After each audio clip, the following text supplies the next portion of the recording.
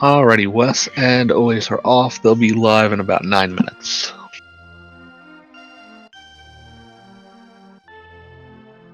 Just finished setting up the standby screen and we'll go live 5 minutes out and put comms live about a minute off.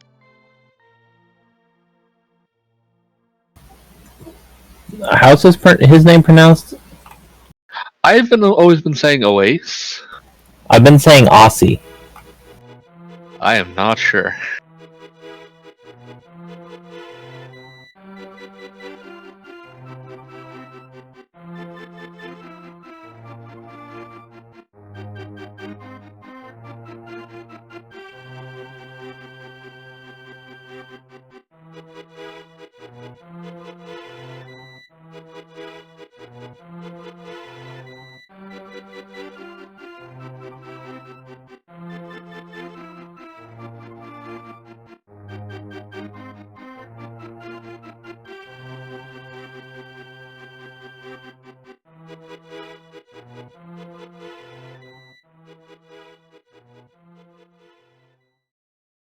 Sorry. Hit mute. Hit mute when I put the headset down to go get my coffee. I'm here.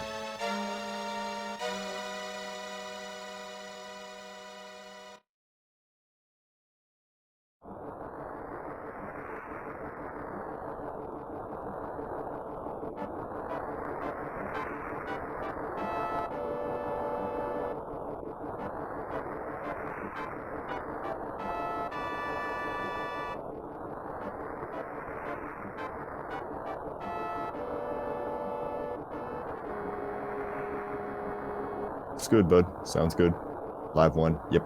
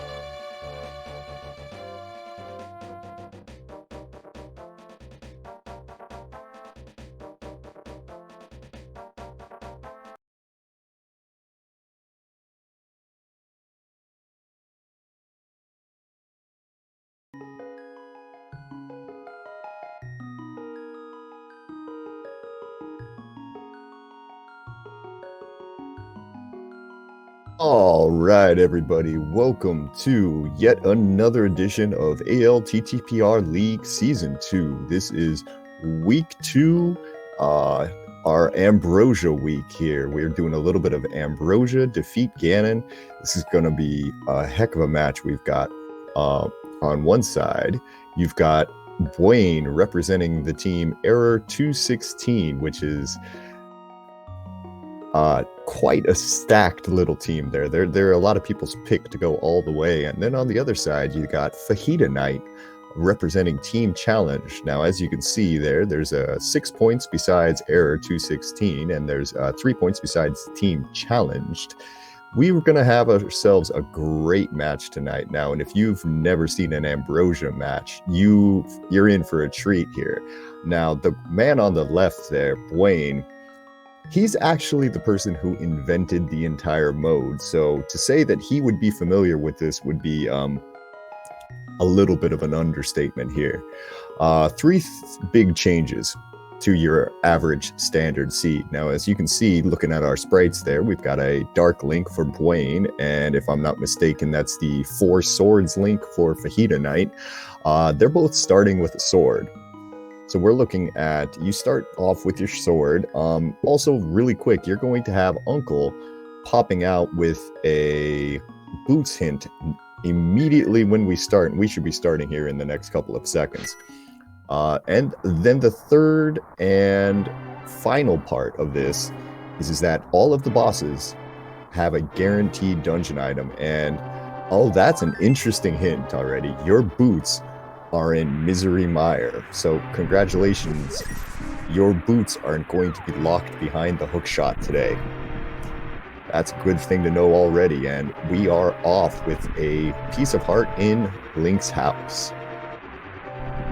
I am being told by Error 216's teammates that they actually have 9 points, so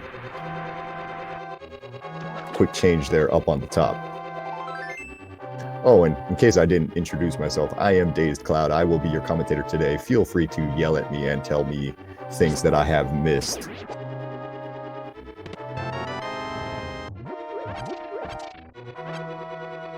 All right, and one of the first early things that we find here in the secret passageway is our power gloves. So that is one little bit of thing that you can kind of relax with a little bit. One of the big parts of doing a standard escape is that you're going to be doing a little bit of bomb hunting.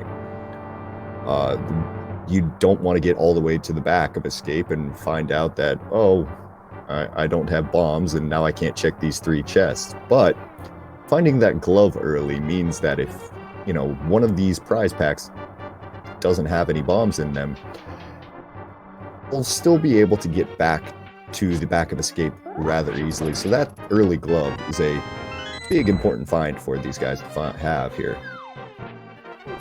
As we're going to grab our small key there out of the first chest in escape and continue working our way back.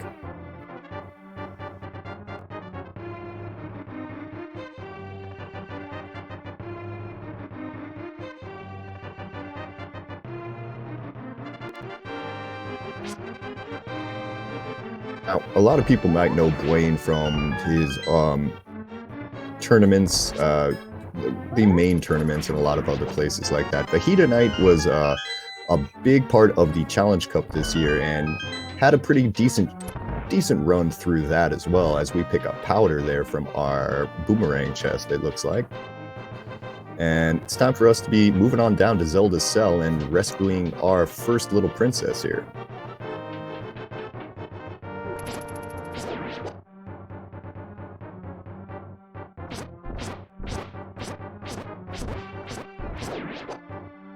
Dwayne setting up the nice little NMG strats here, getting our ball and chain guy right up against that lock here, so when he picks up the big key, he can walk straight in, and congratulations, we got 3 bombs already, so that is one less thing that we're going to need to look for.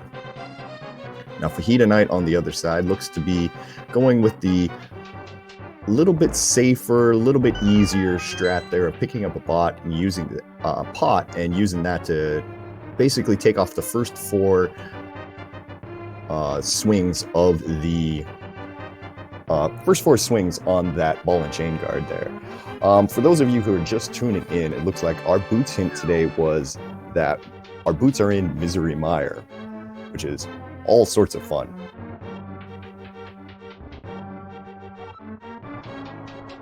There's a very, very good chance that our boots are going to be buried behind quite a few items. So we don't even know what our medallion requirements are. We don't know what our pendants are yet. We've got lots and lots of things to still find.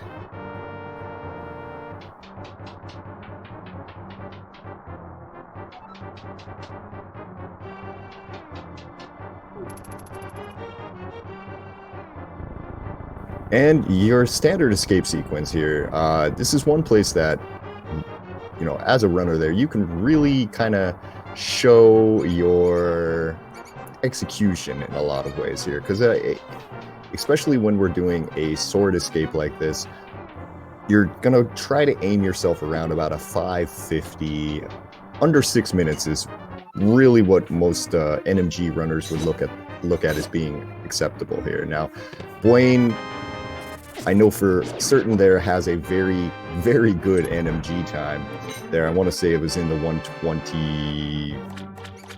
It's sub 130. We'll say that much here. I don't want to start saying the wrong time by any means here. And he's starting to pull away there. Thank you. 124. That's what I wanted to say, but I wasn't 100% certain about that. So as you can see, he's starting to open up a bit of a lead coming through this sequence here. He's known for having great execution, as I found out in the main tournament this last year. But we're finally gonna get a escape check here, and we'll use these bombs to blast open the wall and get to our Moon Pearl there in map and 1 red rupee. So at this point, we are 1 item away from Dark World today, so Aga is starting to look like he's on life support already. Edenite is quickly here, doing pretty much the same thing, and he's going to end up getting their Moon Pearl as well. So both runners are going to be starting off with quite a few items.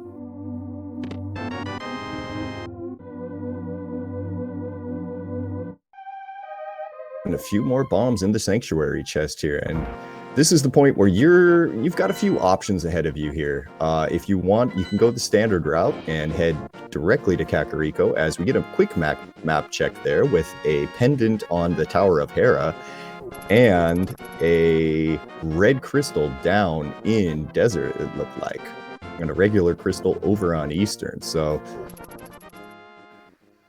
that Hera pendant there is kind of an interesting thing there. Like we mentioned earlier, Ambrosia changes the way you route a lot of your dungeons, because you're guaranteed to have a item on the bosses. So a dungeon like Desert Palace or Tower of Hera, where there's only 2 items inside, has not that much value if you can't complete it. You don't want to dip Tower of Hera and then find out that things are, say, fire locked, because then at that point you might be going in for nothing. As Blaine saves and quits at the mushroom spot and is making their way down to South Shore. Got some early divergence here, as Fajita Knight is going to go with the more standard, typical route of going into Kakariko.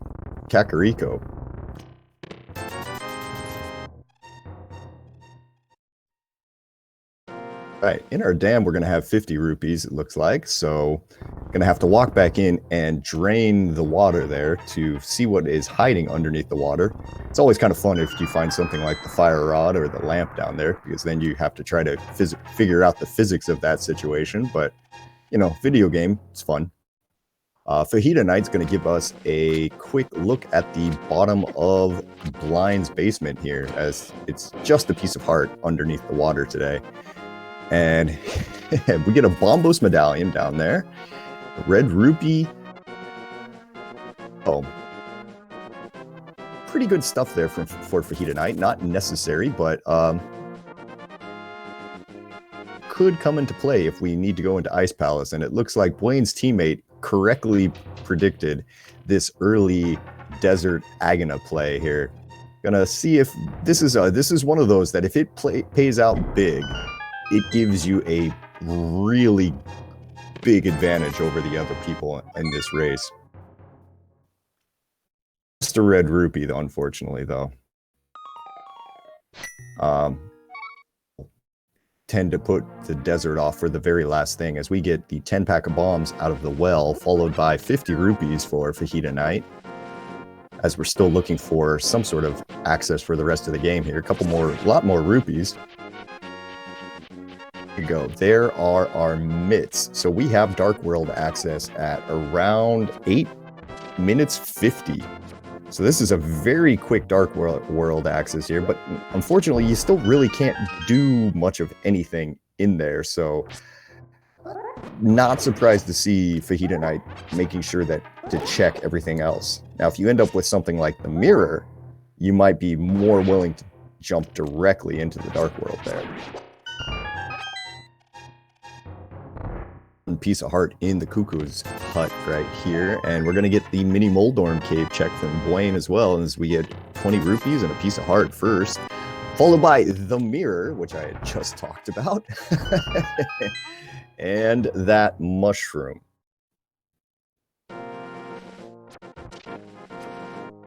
But when Blaine comes through to Carico, he's going to have the ability to jump directly into that portal there and then just use that mirror to basically pop through, and it's going to make the rest of his routing really smooth and really easy here. That's a heck of an early find there, that mirror.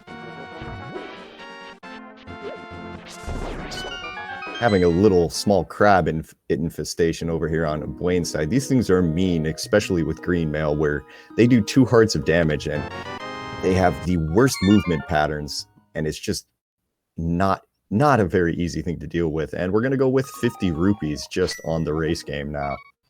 So Blaine will be saving and quitting here, and I wouldn't be surprised to see him coming through the south way of Kakariko. Or not.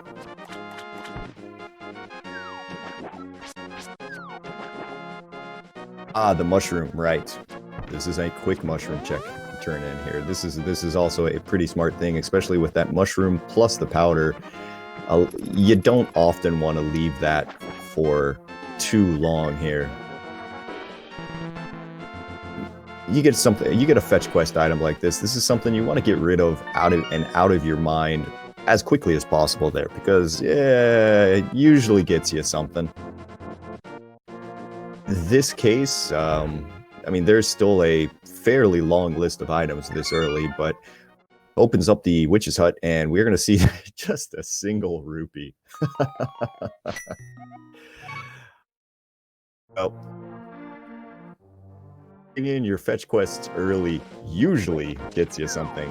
This time, yeah, that's less than nothing. So Blaine's just going to completely ignore Kakariko for a little bit longer, and he's going to make his way out to see Sasharala, it looks like here. First, we're going to get a quick look at what's on the island there. Just 10 arrows, as Fajita Knight's about to make their way over into Mini Moldorm Cave. They'll be rewarded with their mirror as well here. And to go with just the good old sword spins and slashes technique here. It's a pretty quick way to get through these Moldorms. They are annoying little enemies, and there's nothing more frustrating than throwing a bomb at the Moldorm and then watching the hitbox just decide, nah, not today. Oh, joy. And just talked to Sasharala, and he told us that the green pendant is Meyer.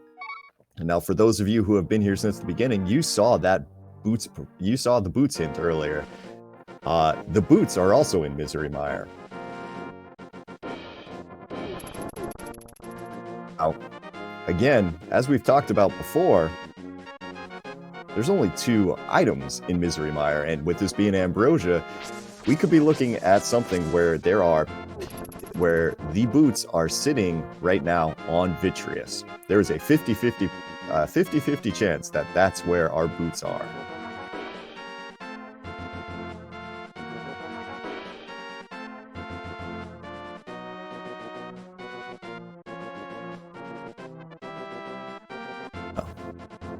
As Fajita Knight goes ahead and pulls out their cape there out of Ice Rod Cave, as Blaine is making their way back up through the rest of Kakariko. He's going to be able to spy a shovel sitting here on the library.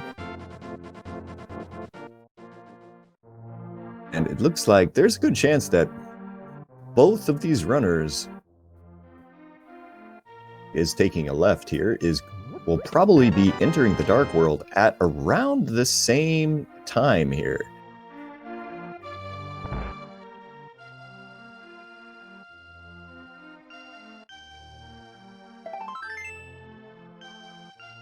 So we're getting the quick, interesting sick kid check as we see that, unfortunately, just a piece of heart there, so it's not really going to help there.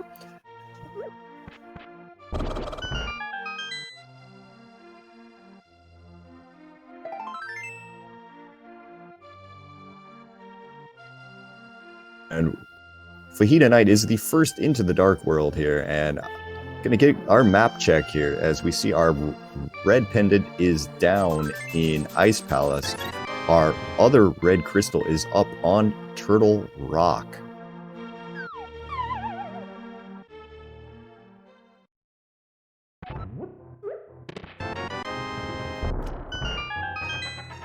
Blaine is about to get his Dark World access as we're getting our first check here into Skull Woods. Now again, unfortunately, Skull Woods is only going to have a single item available here. So Fajita Knight's going to take a little bit of extra time to see if they can't, track that one down here in the back. Got to be a little bit careful as only 2 hearts in green mail means that any of the larger enemies here is going to kill him in one hit. Being a little careful there, and unfortunately, it does take the death to the Gibdo. They are not friendly. Sorry about that, Fajita Knight. You can yell at me later. Having a little bit more luck here, it looks like, with this time. Oops. One Gibdo getting a bit friendly. And was able to lure them around here and should be able to get that statue over the thing as Blaine's going to join him in the room in just a second here. So we've got a little bit of a high five action going on here. And ooh, did we get that? Okay, the statue almost got caught on the switch, but and a little bit of a hesitation there on Fajita Knight's side. Ends up taking another death to that Gibdo's there. This room in particular at low percent, not the easiest thing in the world.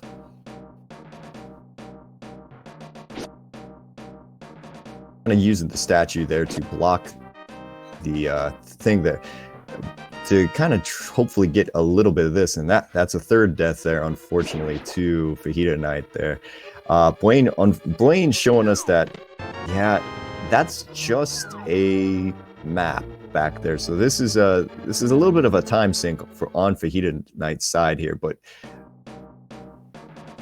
I've definitely been here where you decide that I am going to get this item now. Forget you, little Gibdos. I'm going through this no matter what. So Blaine's having to use the drop down that used to be the more standard way to enter Skull Woods, but anymore with the changes in V31, you don't usually use this anymore because there's a chance that if you get unlucky and find, say, the map, the compass, and a item in there, that you'll get locked out. As Blaine picks up a big key and a small key so far, so we're still looking for some sort of item in here.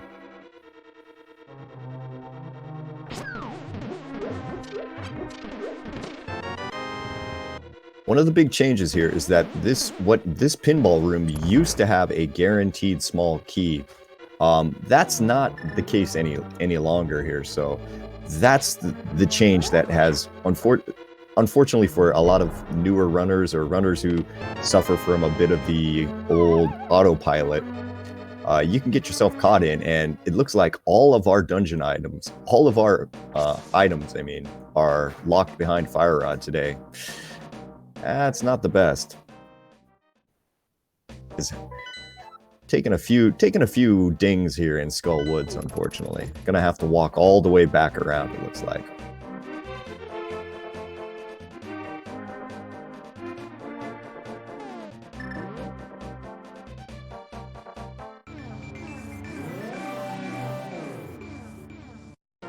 Alright, so we get a quick little bumper cave check there on Blaine's side. That's going to be 3 bombs.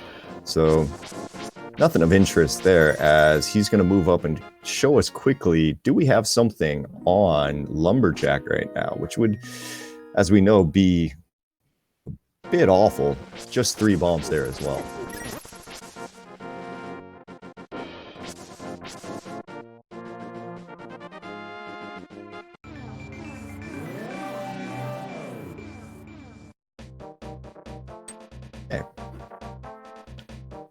Fajita Knight's following in Blaine's footsteps here, because if you get that cape, you do definitely want to make sure that there's not something on Bumper Ledge. That's not a place you want to be leaving things if you can avoid it here. It looks like also going to be checking the Lumberjack Ledge there on Fajita Knight's side. Blaine is going over here to give us our first look over at Graveyard Ledge, as we're still kind of looking for our progression, some sort of items to point us the right way. Having mitts, it unfortunately means we only have a single Dark World access point right now, as we find the bow in Graveyard Ledge. So that's going to open up Eastern Palace to us immediately right there. It's not going to be beatable in logic, but in particular, I don't think either of these runners are going to worry about Eastern Palace and logic. They're just going to go, that's a crystal, give me the crystal please, I need that crystal.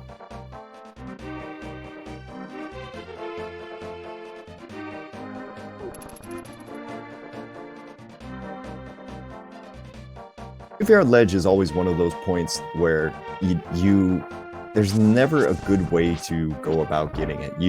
The best way is if you have boots and you can kind of factor in the Bonk Rocks, King's Tomb, things like that in there. But quite often, that's not the case, as we're going to grab Blue Mail out of the C-Shape house as Fajita Knight picks up their bow and can start doing a couple more things there as well.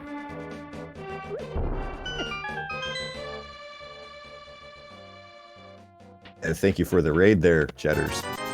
Welcome in, and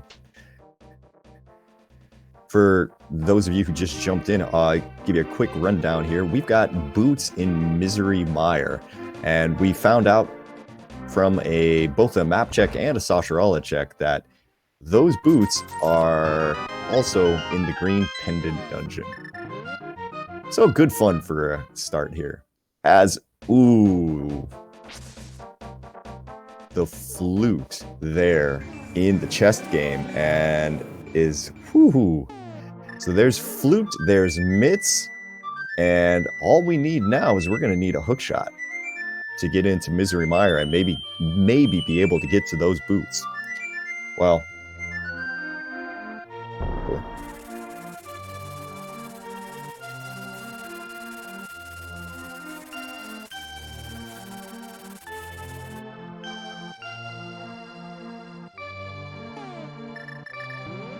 If Fajita Knight picks up their bottle here, and had Blaine had taken those mitts immediately and gone into Dark World, he has not actually been down here into the basement of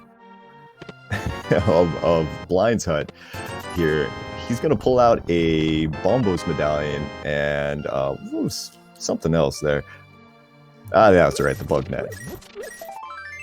Interesting to see what they do here. Fajita Knight's going to go and is just immediately taking that bow and deciding, I'm going to clear my first crystal as quickly as I possibly can.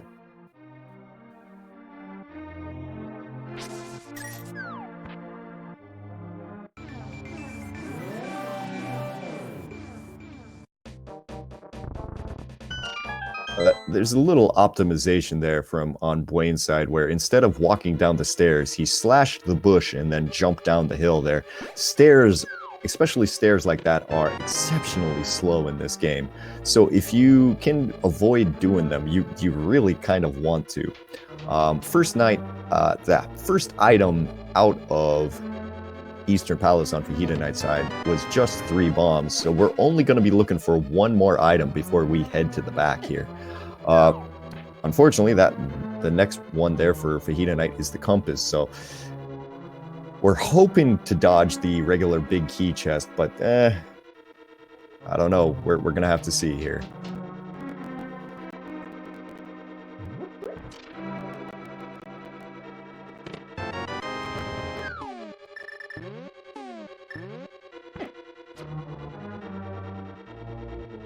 It looks like Blaine is probably going to go with the kind of standard strat of I'm going to take the first 4 items out of. It looks like he only got a single item out of that, and one of those dungeon items he found was the small key, which means something is likely locked in that big chest. And Fajita Knight gets the bad news that, yeah, this is a Eastern Palace where you have to do the entire thing. And yeah, Blaine has just decided I'm not gonna play around with that gamble. He's gonna go and check a few other things, see if he can't maybe pull out the hammer out of Hype Cave or possibly even right here. Big game. Number between 1 and 30 digs here to find whatever item it is. I'm gonna go now.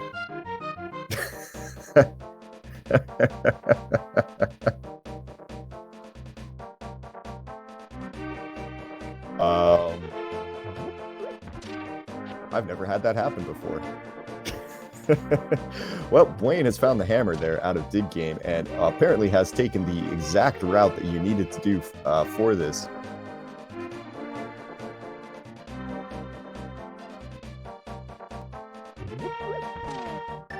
Knight is going to just go ahead and move around here. Now, our tracker there, TabbyCat54, which a big thank you to them for clicking the buttons behind the scenes here, doing a really great job keeping us in line and kind of making it so that we don't have to remember now everything.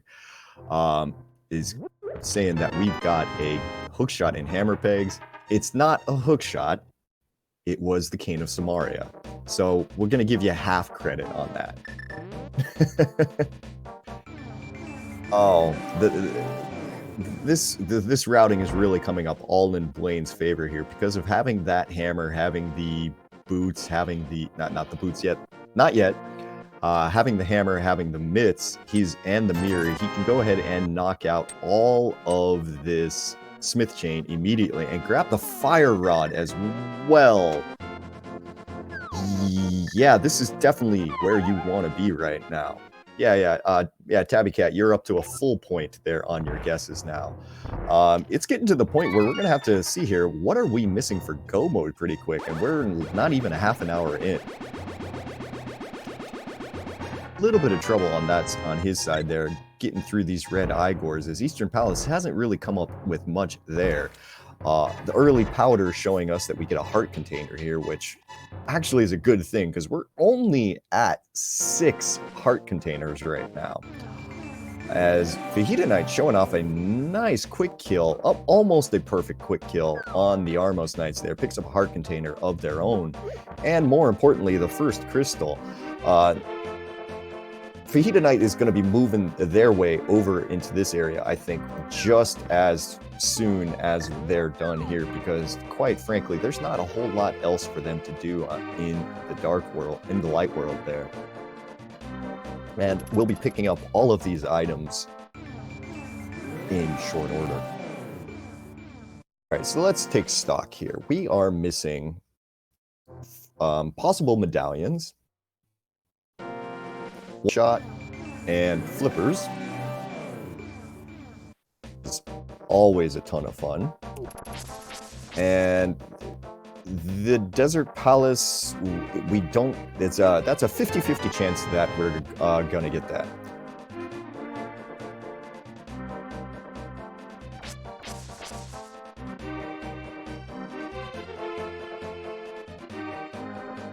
Blaine is continuing to take their purple chest all the way around. Fajita Knight on the other side is about to jump into the Dark World here, make their way down to the Thieves Town area, and just pick up the treasure trove of items. Hopefully, for Fajita Knight's sake, they're going to just, as soon as they get that hammer, come back up and do the smith chain. That's pretty standard route, so we're hoping there, as Fajita Knight gets their flute as well. Full chest not looking to have anything particularly interesting. You're going to get a Hype Cave check here over on Blaine's side. Now, one thing to kind of note at this point is actually, since we found that hammer and everything else, Pod is going to be half in logic. The couple of the dark rooms in Pod will not be in logic because of not having the lamp yet. I say carefully, and it's not in here, so that's good news. Blaine pulling out a Master Sword from the NPC there, so we're up to at least able to beat Ganon status.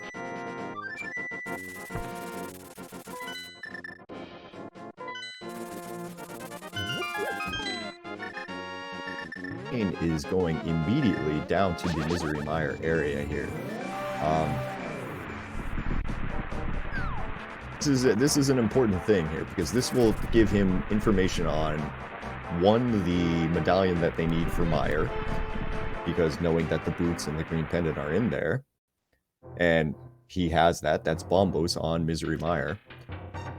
And it will also tell him, do I actually need to get those boots? Because he can mirror into Desert Palace after doing this and find out if we are boots locked today. Because if we're boots locked, there's a, like I said, a 50-50 chance we have to complete Misery Mire because of these Ambrosius settings.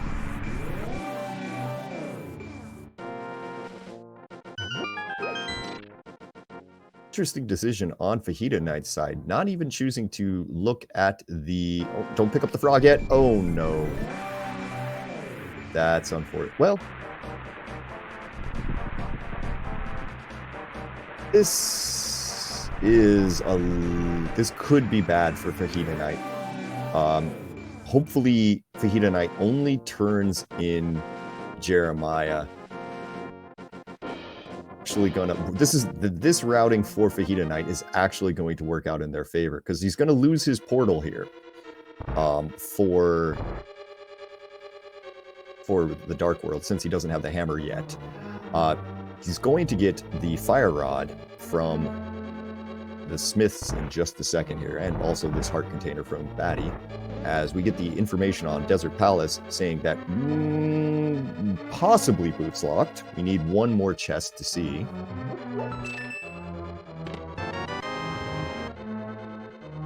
We get a quick look here and we find out, okay, we are partly boots locked in Desert Palace today. So there is the possibility for some serious shenanigans here. The big chest is going to tell us if we've left an item on the right side. And sure enough, there's going to be one. Fajita Knight picks up his fire rod and is fluting down to Mire themselves. So they're going to take a quick look here on the ledge, see 10 arrows, and probably flute immediately back and hop into that portal.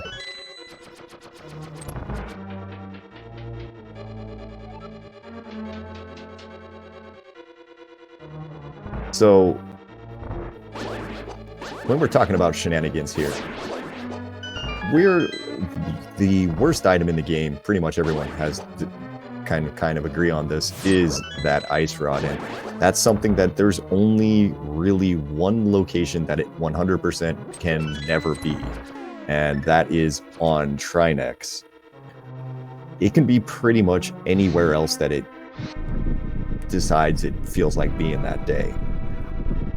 Anytime that we have something locked in an area that you can't quite get to yet, but you might need to go back to, we can start seeing some really, really silly things start to happen as Blaine is moving into his Land Mode 2 flight. Gonna do a couple of sword slashes and a couple of fire rod shots here to take these down. Knocks one of them down, and it's gonna have to use spin slashes for the rest, it looks like.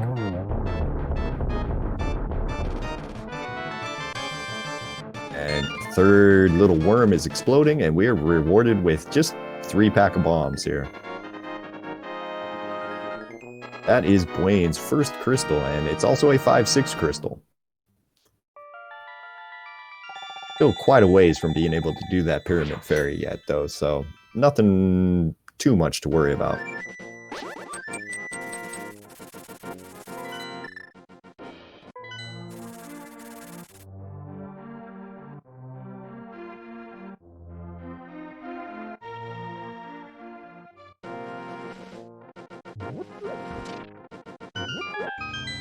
And Fajita Knight, on the other side, is going to go jump back into their portal here and probably go and likely complete Desert Palace as well. And it looks like Blaine is interested in what those 2 items in the back of Skull Woods are. And he's making his way back there as we speak.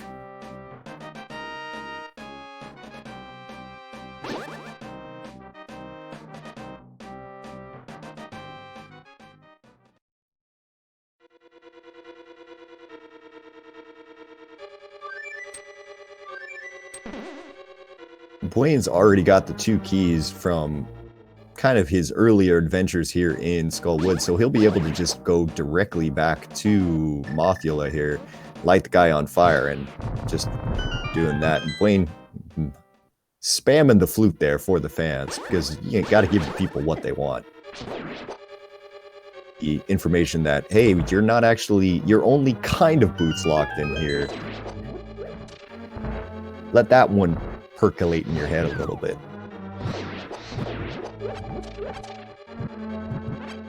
Gonna light some mummies on fire here, and looks like Blaine is taking a little bit of care to preserve just a bit of magic for this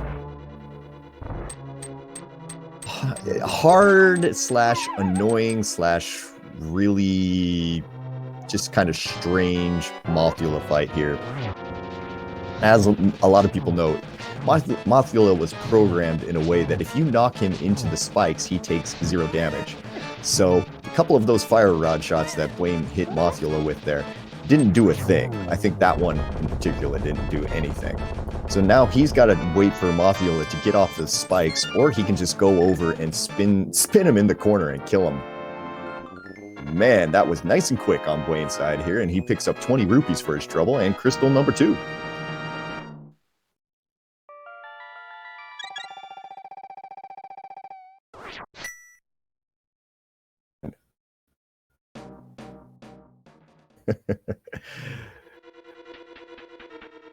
Oh, yeah. Blaine did a great job there with Mothula there. That fight can go wrong because those spikes will do a full heart of damage no matter what male you are. And if you kind of just get caught in the wrong area, you can find yourself in a bad way really quickly. As Fajita Knight's moving into there. Almost the perfect 0 cycle there on Fajita Knight's side. He's going to have to hit him one more time with a fire rod shot. Unfortunately misses it. Now with Fighter Sword is going to have to take a little bit of extra time. He's going to try for the NMG style bow shots. One arrow to the Landmo's face there and takes him down, and that's crystal number 2 for him.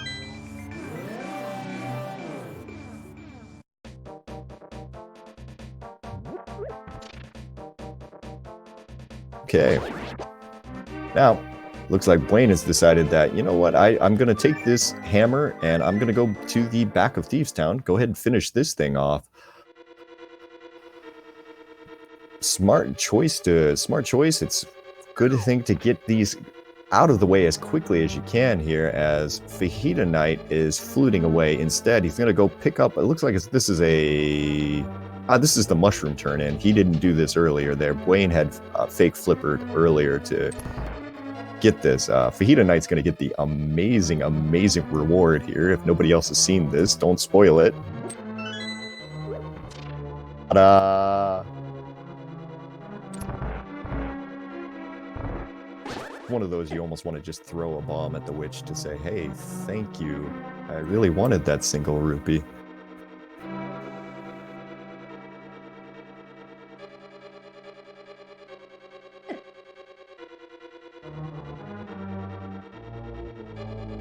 Yes.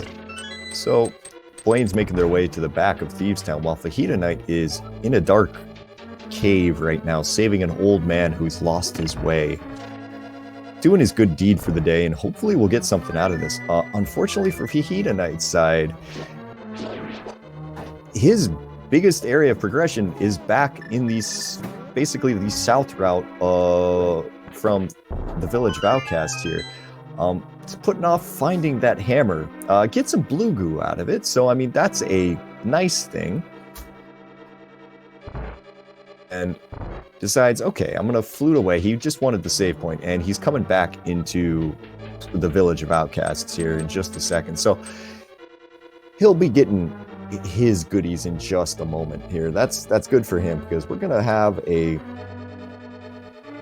means do we want one person to be getting a large advantage here on something like just the dig game here?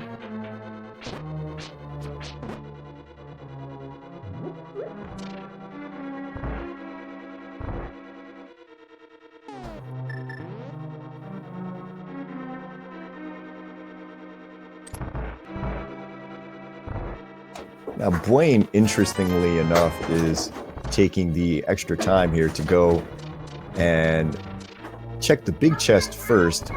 Just gets 20 rupees out of that.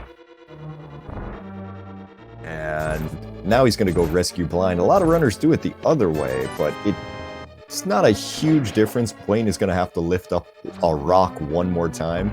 But other than that, that's really about the only difference that he's going to make here.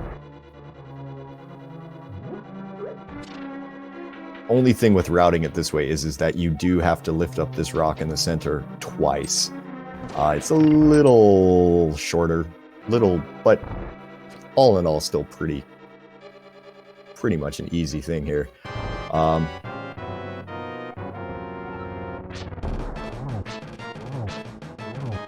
Now, I might have blinked there for a second, but Fajita Knight, that was a quick purple chest turn in here, and then he had saved his portal just outside of the Smith's area here. This is actually going to work out really pretty well for him here, as he goes down and pulls out his hammer from the dig game, as Blaine takes down Blind in a very, very, very short fashion. Picks up crystal number 3, and at this point we've got to try to figure out, okay, so what should we do next? Likely the runners, after at least Fajita Knight, once they complete this, we're probably headed over to the pod area, to the eastern area for Blaine, just to get a whole bunch of stuff. And there you go, Fajita Knight picks up his hammer, and up to him exactly where he wants to go now. Hopefully he goes back up to hammer pegs. Samaria is unfortunately doesn't look to be going that way.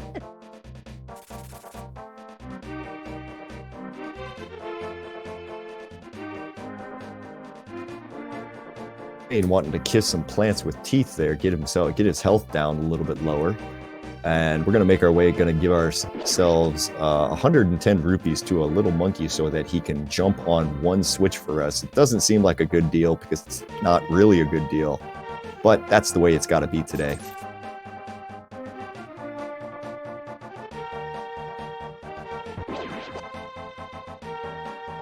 Stumpy rewards Fajita Knight over there with a little plastic shield so that if somebody throws a rock at him, he can block it. And Monkey is opening up our dungeon for us, and in Blaine is gonna mirror first and do Eastern, it looks like, which is, you gotta do both, so it doesn't really matter which order you do them in.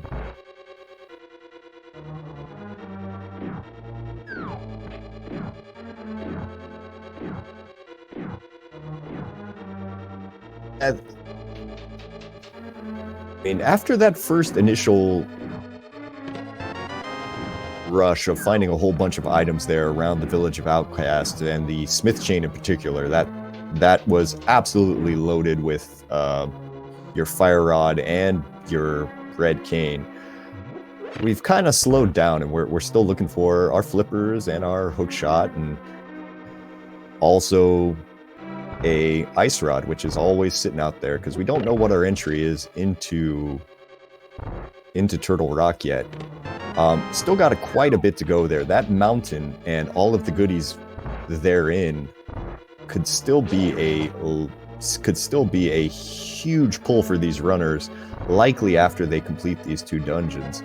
Fajita Knight going to give us something that we haven't seen in just a minute as he makes his way up to the pyramid. Neither of the runners has been up here quite yet, so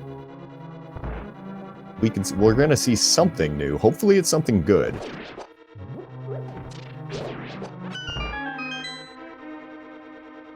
That's not so great. That's 3 bombs there just for Fajita Knight. Nothing there particularly interesting. So as the runners are kind of just getting their way to their next point of progression here, we'll say this: if you could go ahead, do give these runners a follow there. They would greatly appreciate it there. Putting on a little show for us tonight, as we've got Error 216 on the left there, being represented by Bwayne, going up against Team Challenged, represented by Fajita Knight.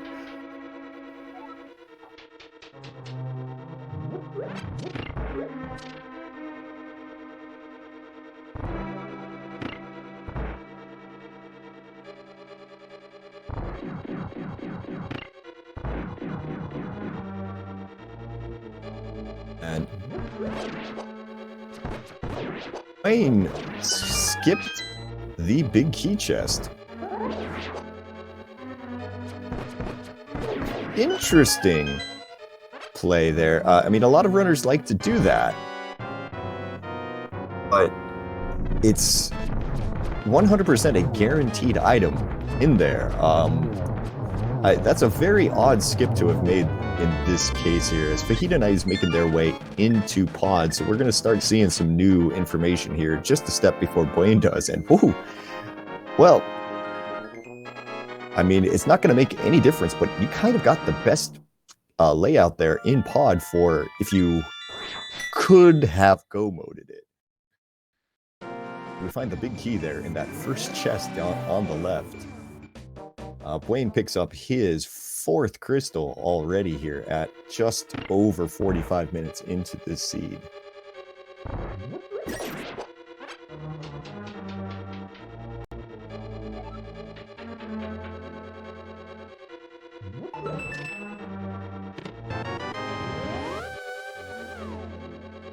To the mimic rooms for Fajita Knight. Gotta put 2 items in, 2 arrows in that red one there, and a single in both of the green. Gonna make our way back to the map chest here in Pod. Get our 2 quick checks here, and then it'll be a decision between either mirroring back to the beginning or going ahead and taking the jump down there. And it looks like we're going to mirror back to the beginning. It's just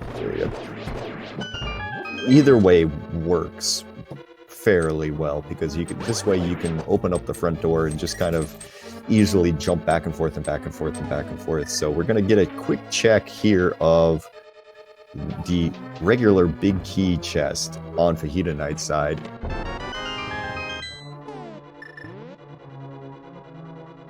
Or we head to the back of the dungeon, where there's a very good chance that's where all of our items are, because that's kind of Pod's MO here.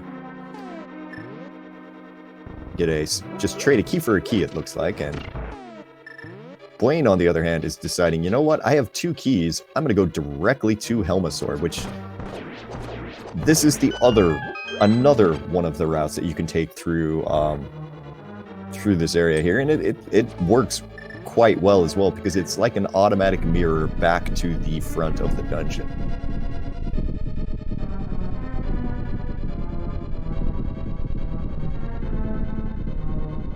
3 bombs there for Fajita Knight, and we're at least going to get to see from Fajita Knight if there's anything in these back chests, because we're still looking for our next level of progression right now. We're going to need something here relatively soon, or else it's likely to be up on the mountain.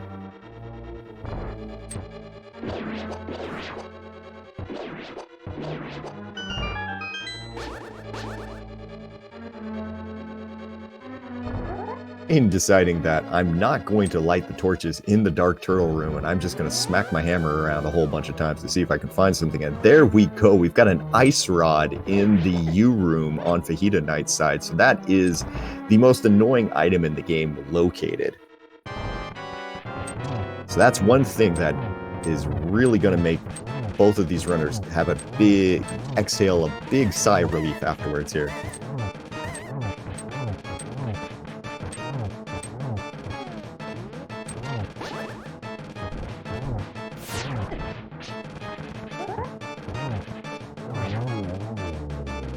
Blaine opting for, on his Helmasaur fight here, opting for the NMG hammer strikes, the Helmasaur's jewel. That is not an easy technique to do, and gets 3 of them, lets go of Spin Slash, takes him down, gets a piece of heart for his reward, and number 5, crystal number 5.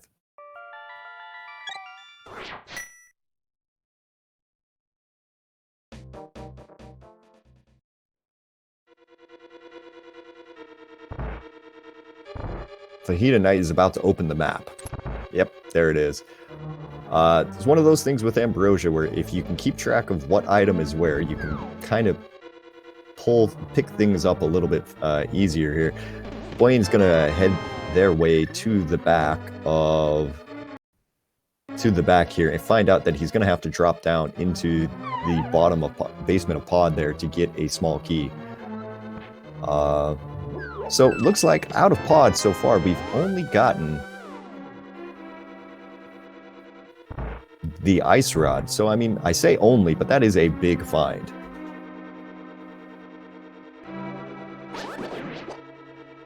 These runners' sake, I'm kind of hoping that the Turtle Rock medallion today is going to be something like Bombos and not make us have to go through on a additional ice rod hunt to find another one of those medallions.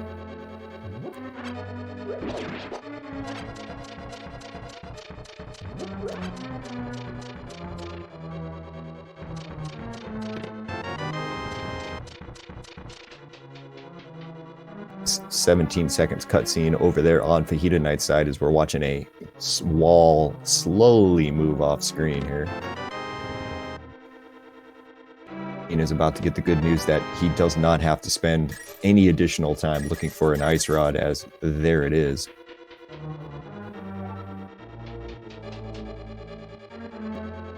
On Fajita Knight's side, I'm guessing that we're probably going to see the more common use the fire rod to light the torch in this next room here, because Dark Turtles, as easy as Blaine made it look, it's not an easy room to do. And there you go. There are 2 torches down here, which make this a lot more palatable for the average runner here, because I don't like to play nice in a lot of ways here. Okay, moving on to back to Blaine's side here, because we get 20 rupees at one of the dark chests, and Blaine's going to look at his items really fast. Notice that that's got to be the map in the big chest, and get out of here. Alright, where to there, buddy?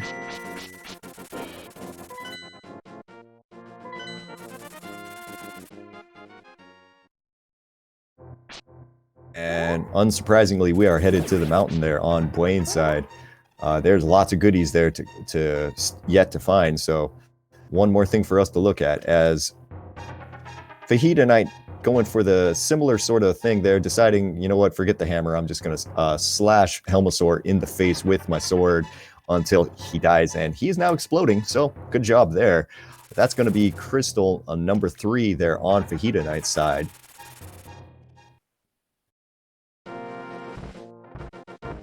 As the fanfare plays, and Link holds his crystal up into the air with a nice smile on his face. Looking cute.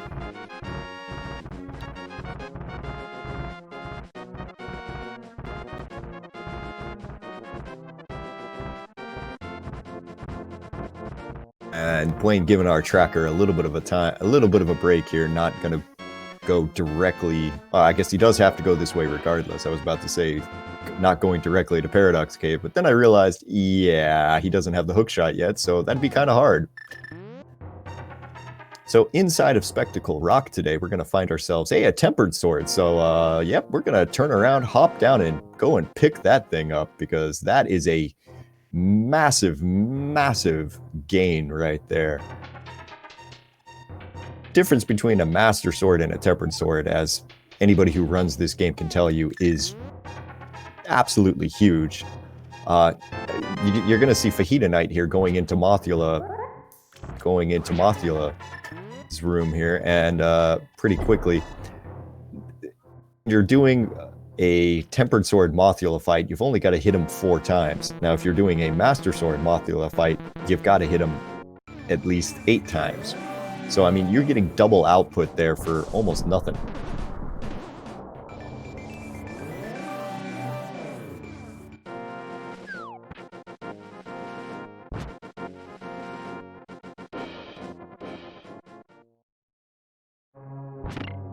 Oh. Wayne gonna make it.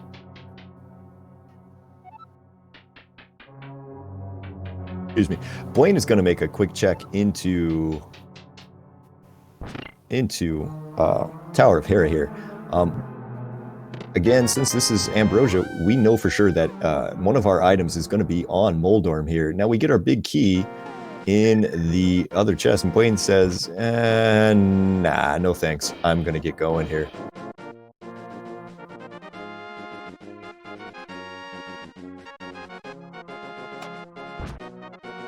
Now, Fajita Knight does not need to be doing this.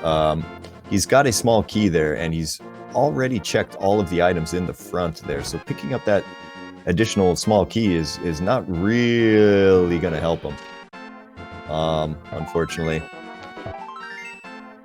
He drops into the Mothula fight, and now is going to have to deal with the same sort of fun Mothula programming that we dealt with earlier. The floor's moving, the spikes are coming at you, and it's just generally a boatload of fun. As uses a couple of fire rod shots, look like all of those connected, but now Moth is deciding, I'm just going to camp in the corner here. Good luck. Takes him down, though. So, nice fight there over on Fajita Knight's side. And we're going to get Super Bunny Cave over on Blaine's side. And we find our lamp there and 300 rupees.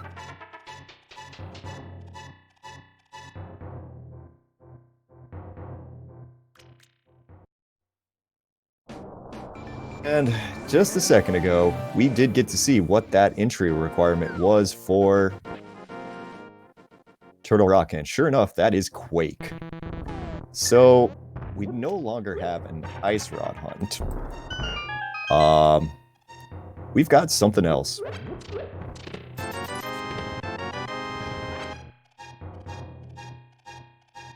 Paradox Cave is just the bottom or top of Paradox Cave, or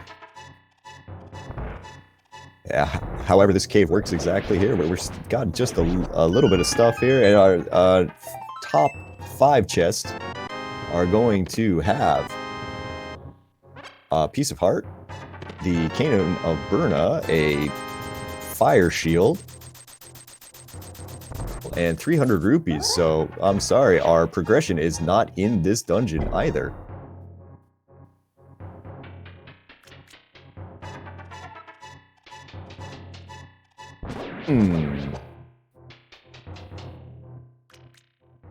Well, that's an interesting thing here. We're looking at, I think it's time to go do Tower of Hera immediately if we don't find something here in Spiral Cave, because man, there's the obvious choices seem not to be the right ones today.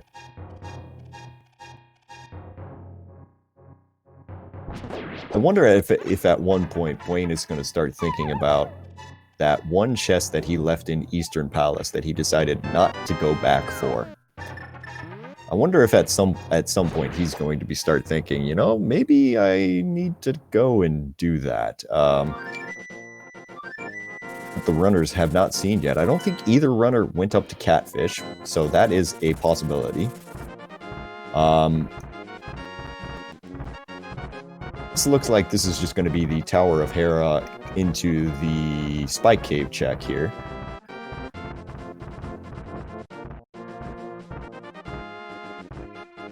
At this point, where we've really gone dry on the actual progression items for probably a solid half an hour now. Tower of Hera is looking very, very likely. Fortunate thing is, no hookshot means we're gonna have to go up the good old-fashioned way, the traditional way, where we dip into a pot and send ourselves up to the top anymore. We've got to actually go for it.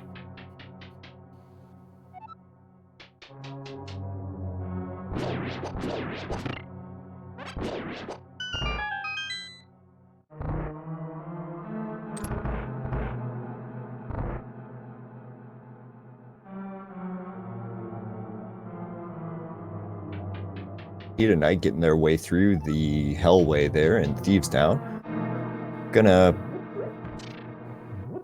items lying in the back here. There was nothing of particular interest in Thieves Town, unfortunately, as that's not the key that Wayne wanted to see, because that might mean there's something in the basement. We're gonna see what's in this big chest and find out if we're all gonna be taking a coffee break in a second.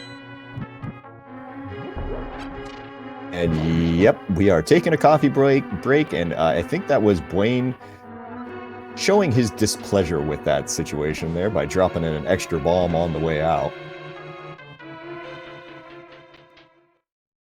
Still a chance that our good friend Moldorm actually has something useful, but gotta make our way up here to see first. Tempered Sword, he's not gonna last very long. We get our first little slash in there, one spin, and there you go.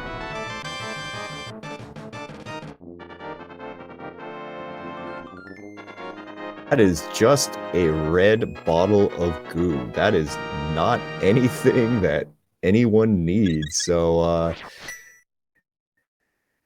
I imagine we're headed to the basement here, because skipping this seems like a recipe for disaster.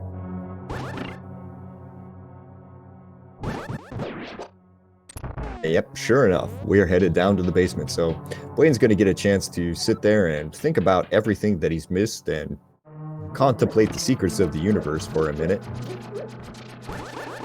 After this, we've got probably Spike Cave left, and then it's something like, it's got to be something like Catfish or something else. I mean, at this point, you're almost wondering if the runner should just be jumping into do the crazy aggressive play and fake flipper into Ice Palace, because you could beat that. But yeah, I don't know at this point. This is hard to see. So Wayne's finishing up his coffee break as Fajita Knight is jumping into their scripted blind fight here. 9 hits with any weapon that does damage to blind will take him down. Doesn't matter what weapon it is. Fighter Sword is a lot of times even better than Sword for a lot of ways, and that was just a piece. Oh, that was just a heart container there in Tower of Hera, so absolutely nothing of use. Well, Spike Cave is the next one on the menu, I guess. Wow, this is kind of surprising, as Fajita Knight is lifting up their 5th crystal, so we are now tied on crystal. Blaine's still got a bit of an advantage here, a bit of a lead, as he's already completed the right side of the mountain, but right now, there's nothing. Not there. The mountain is empty.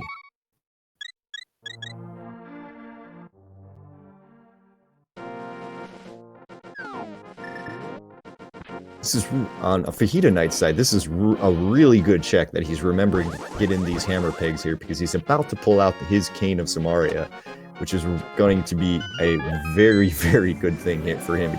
Don't want to leave this one behind by any means.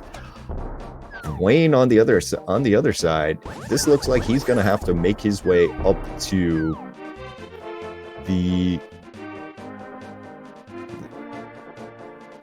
I mean, outside of that, I'm racking my brain trying to figure out where our progression is going to be.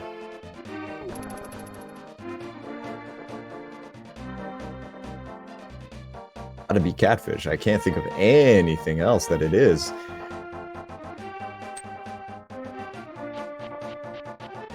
Here's the big question. If it is Catfish, and if it is something like Hookshot,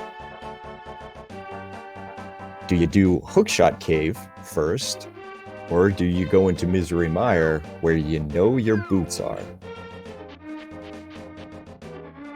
Dwayne finds out, nope, it's not this one either. Fajita Knight's going to see that Tempered Sword and get pretty excited. And oh, yeah, chat pointing out to me that very rightly so. Nobody has checked Zora yet. Also with that, nobody has... I don't think anyone has checked the Waterfall Cave either here, so we might get to see a little bit of Ancilla fake flippering, a splash deletion, flake flippering shenanigans coming up in just a minute, which those are always fun to see.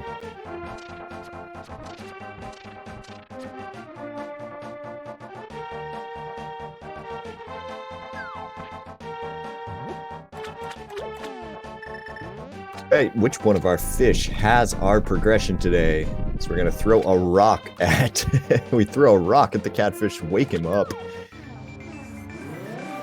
He jumps out of the water and throws us just 20 rupees.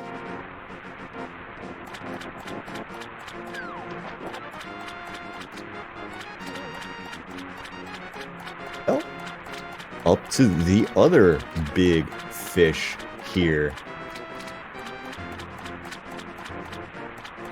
Oh, that's a great feeling for both of these runners, because if Zora is our progression, this is something that they've had available to them since the moment that they started the game, pretty much, because our first glove was sitting in the secret passage. The moment you find a glove, Zora is available. So, what is our progression?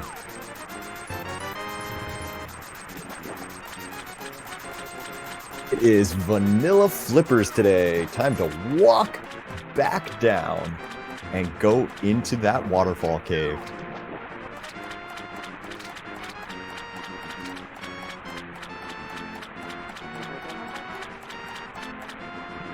I hope everybody's enjoying this lovely tour of Zora's domain. We don't usually get to see this in typical randomizer thing, because a lot of times you're going to save and quit from Zora there. But in this case, pretty much in this one case, you gonna need to do this.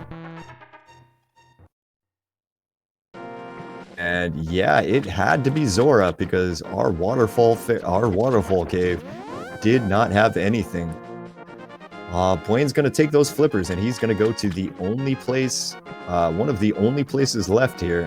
Probably, are we going to get a hobo check first? Does look like we're getting a hobo check first, as Fajita Knight is unfortunately getting the bad news that, yep, there's an item in the basement today.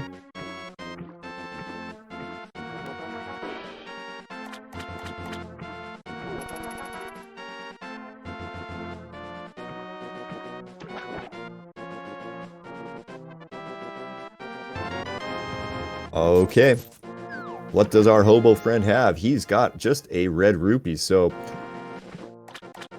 we have two things open to us. One is a completable pendant, and then the other is the fantastic front of Swamp Palace.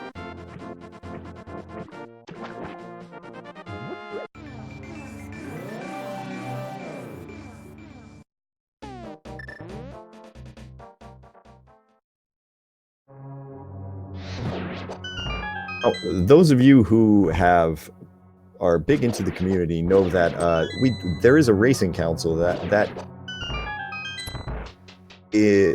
basically there are lots of different glitches and other things we can do in the game to kind of get things around. Fake Flipper is one of the ones that most people are really familiar with.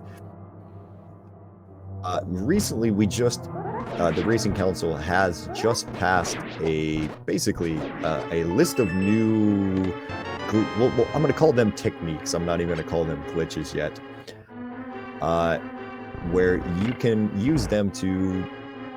One of the ones that in particular is something called Icebreaker. Now, this is not available yet. Unfortunately, this will be available tomorrow. So if you were hoping to see that, we're not going to be able to show you that one quite yet. Icebreaker basically allows you to go into what is the big key room, and you're going to have to, if you're not familiar with it, you'd have to see it to believe it. Basically, in a lot of ways, it looks like you go through a wall. Or a post or something like that. It's a pretty hilarious glitch to see here. Keep your eyes out for it in the next week, because you'll probably be seeing in one of these races somebody is going to pull that off, and it is going to blow chat's mind when it happens there. It is always quite fun to find. It is always quite fun to kind of realize that we're approaching 30 years on this game, and people are still finding new and interesting ways to break the sucker open.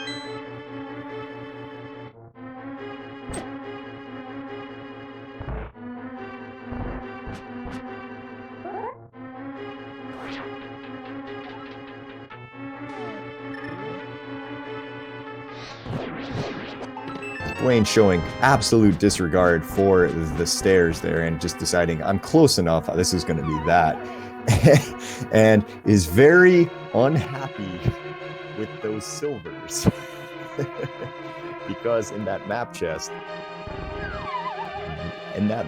I believe he got the first item. So this is a extremely quick Swamp Palace right now. But Dwayne's got one, well, doesn't really have a problem now that I think about it. Actually, what was in that first chest? Was that an item? I unfortunately don't remember at the moment here. I think it was, yeah, our tracker is telling me that it is mapping. Again, big shout outs to TabbyCat54 there in chat. There, send lots of love their way.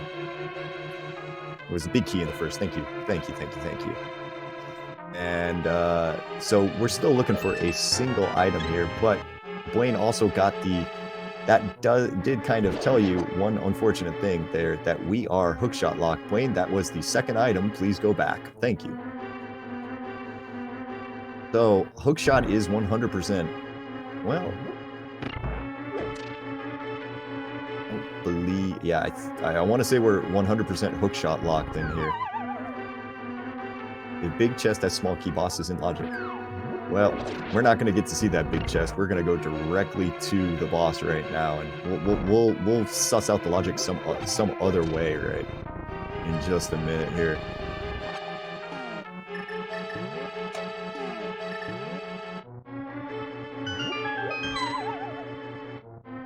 One time, I think Blaine is going to be very, very happy that he has bombos, because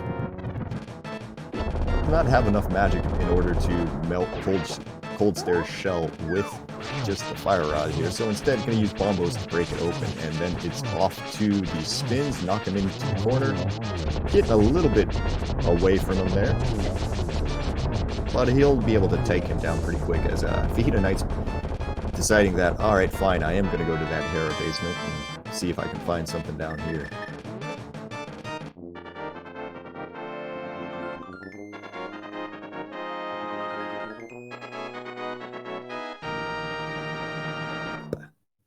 That's a red pendant. That's where you get to go there, Blaine. Everybody's favorite thing. Hookshot less ice palace. A swamp palace.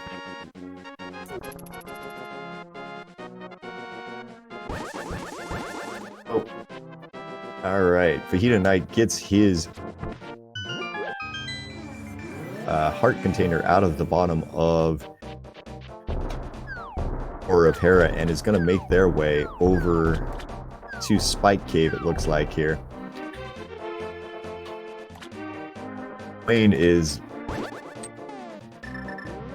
accepting that the progression of the seed is in a terrible, terrible, terrible place and is making his way over there. Fajita Knight's gonna have to be a little bit careful here. Gonna have to use a potion there to get the rest of the way through Spike Cave here. Not gonna really enjoy finding what they find here at the end. That's just a piece of heart. So we're gonna get a save and quit. And man, hopefully Fajita Knight can suss out that the flippers are where you least expect them right now, which is exactly where they would be if you were playing the vanilla game.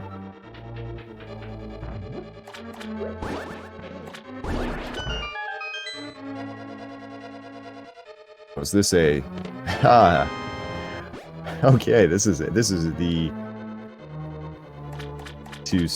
Swamp Palace there on Boyne's side, and this is the... Okay, Fajita Knight had to think about it there for a second.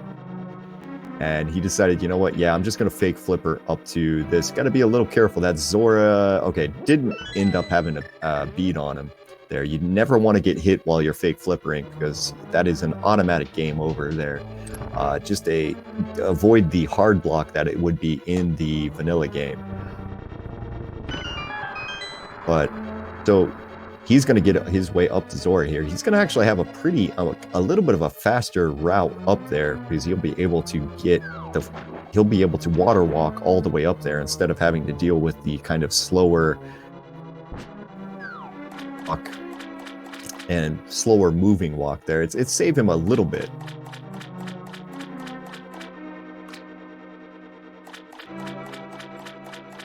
He's making his way back, and we're going to have to find out, what are we going to find here? Are we finding Hookshot, or are we going to be finding the Quake Medallion?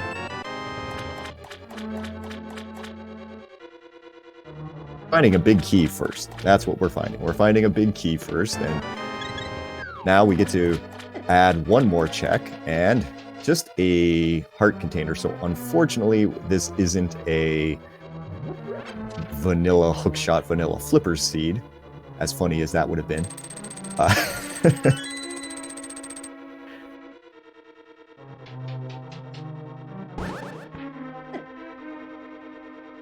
This seed seems pretty standard for when I'm commentating a seed here, unfortunately. It is just an absolute mess, to put it mildly, where the items are just... It looks like it's going to be a fast seed until you actually start playing it.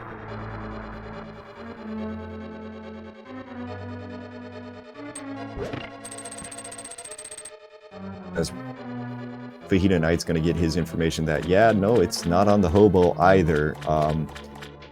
You're not going to like this, but you're going to actually want to go to Swamp Palace here. Now, Fajita Knight can save himself a good chunk of time if and goes directly to Swamp Palace and does not go to Ice Palace here. So, that looks to be what Fajita Knight's doing as well. This is a smart, good read over on Fajita Knight's side. Now, I don't know if this is just reading the seed properly, or taking a bit of a risk here, but going into a hookshot-less Ice Palace, Swamp Palace here, is going to pay out pretty big for him, I think. Into the left side and find out, is this the chest? It is the hookshot in left side swamp here, so Blaine's gonna make sure that he goes and checks the other chest over here, because if this is Quake Medallion, we're go mode. It's just the compass. Alright, and now it's not an Ice Rod hunt, it's a Quake Medallion hunt. It's different. It's exactly the same, but it's completely different.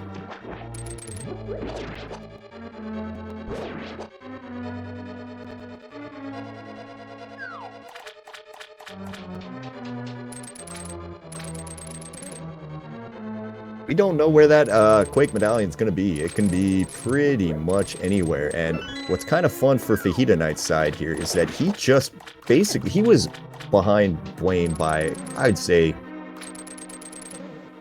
4 minutes here a second ago. And maybe even closer to 5. But like this Swamp Palace play on his part, provided he doesn't end up going into Ice Palace at any point, has just made up a huge amount of time for him. So he's gotten himself back into this game pretty quickly.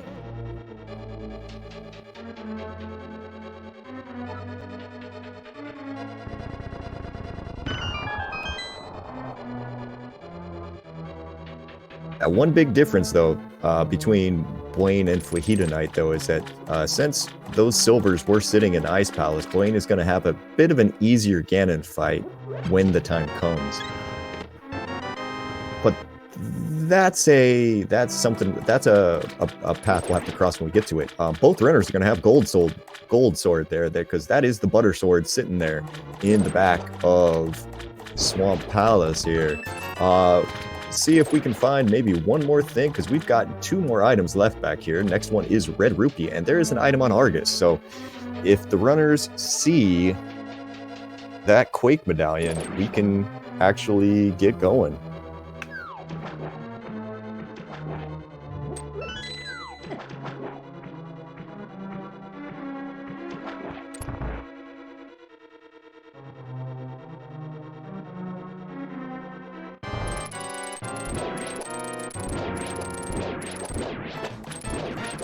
Right. Into our Argus fight here. No boots, so we can't do the zero cycle here, but it looks like Blaine is deciding I'm going to try for a effective zero cycle there. That was quite quick. Blaine takes 1 step off to the right, a couple steps off to the right, pops a silver arrow into Argus's face there, gets a 10 arrow reward, and it is now time for and find the Quake Medallion. The great equalizer has happened.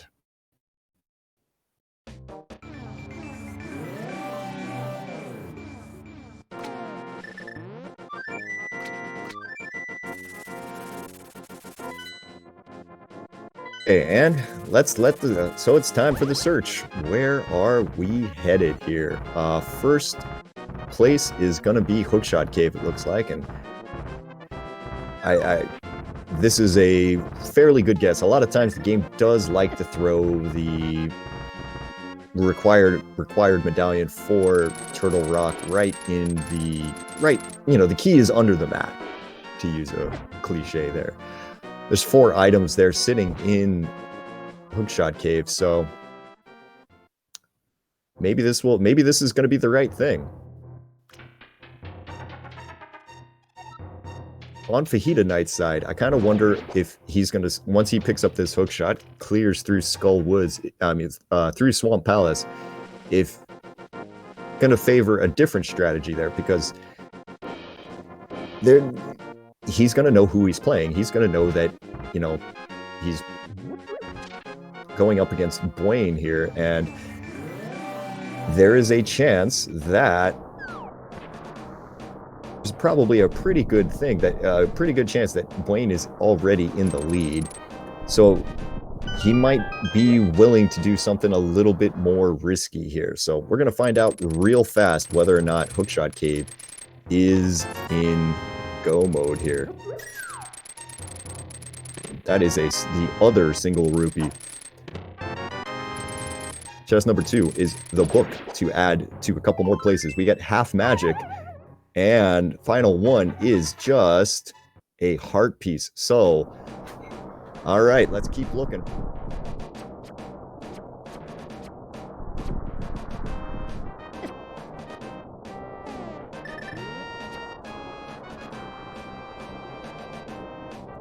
One of those times where it comes back to this. We might earlier both of these runners completed Desert Palace, and they left one item back there. There is one item boots locked in Desert Palace right now. Ether Medallion says, our Ether Tablet says, we've just got 5 rupees for you.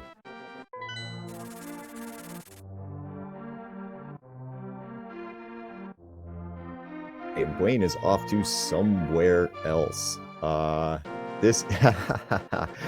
Oh boy, it's that time of the seed where we're gonna do a ped check.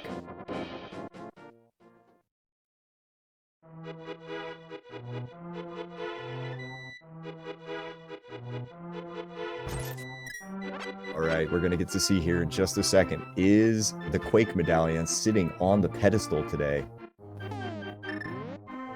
Hedonite is making his way back into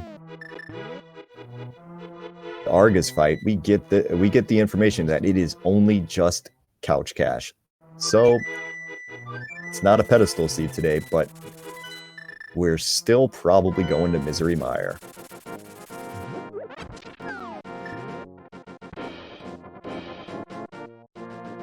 First things first on Wayne's side, he decides, you know what, let me check that Bombos tablet.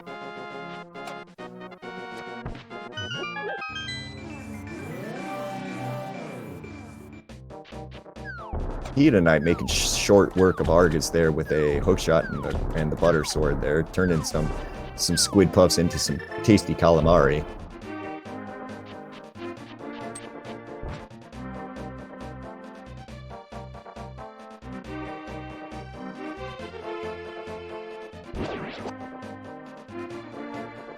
How goes Argus there?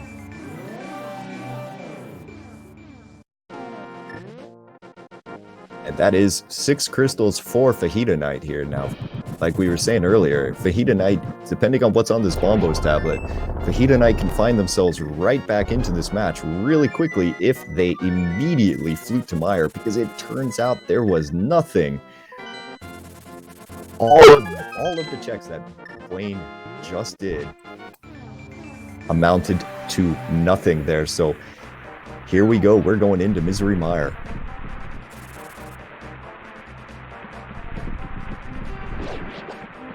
Like I said, at the very beginning of this seed, about an hour and 20 some minutes ago, when we found out that the boots were in Misery Mire, these are going to be some late boots, and wow, look at that on Fajita Knight's side, right into Misery Mire, making the play right behind him. This got very close very quickly again.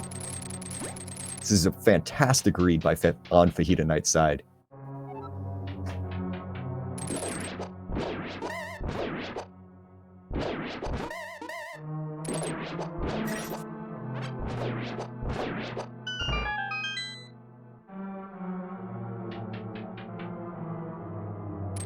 All right, Blaine having a pretty smooth there. Mire too. Fajita Knight's into theirs as well.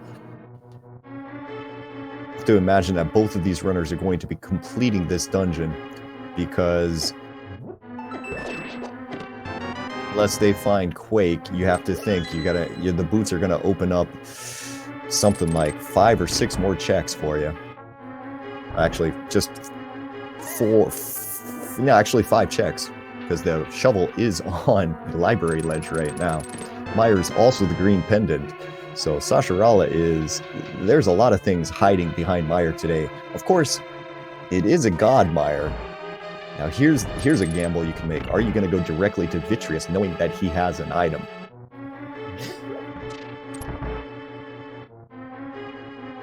That is what Blaine is doing right now. He is going immediately to Vitreous here. Fajita Knight, on the other hand, is possibly doing the same thing.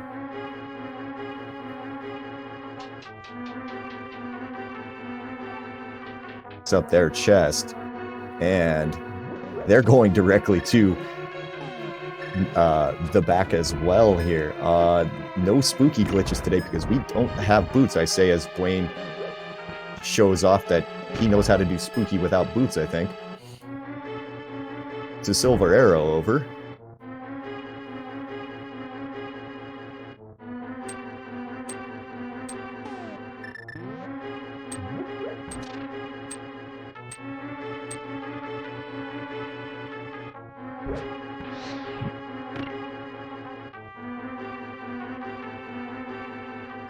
And Blaine is showing off that, yep, he knows how to get that spooky action glitch going without any problem here. So he's going to save himself a good couple of seconds. Gets the second part of the spooky action there in the room before Vitreous, and he's on his way in. Now, this is another place where those silver arrows are going to save him a bucket of time here. He'll be able to just blast right through it. The gold sword on Fajita Knight's side is not exactly a slow weapon, though. All right, Vidi, what do you got?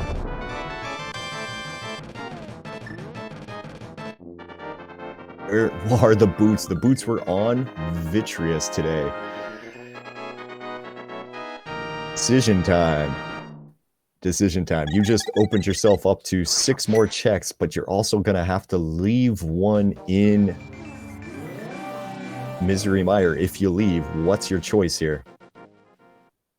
He's leaving.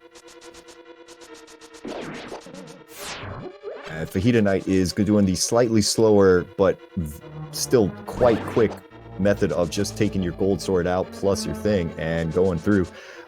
Blaine is smartly taking this first check here in Desert Palace. This is one that we left behind earlier when we couldn't complete it. And is making his way over into the right side of Desert Palace. We're going to get a quick look here first if this is where our Quake Medallion is.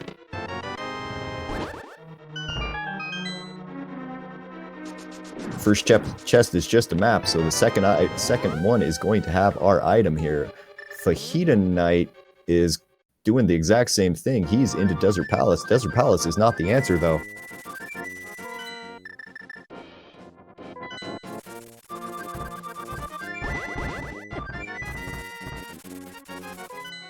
A little there, misfluting there on Blaine's side as he fluted up to the mountain. He's going to go to number 3 here and start checking out, start knocking out these boots locations here. Now, as a reminder, we've got a shovel there on the library, so there's actually quite a few still left. We're going to check the Bonk Rocks and King's Tomb first.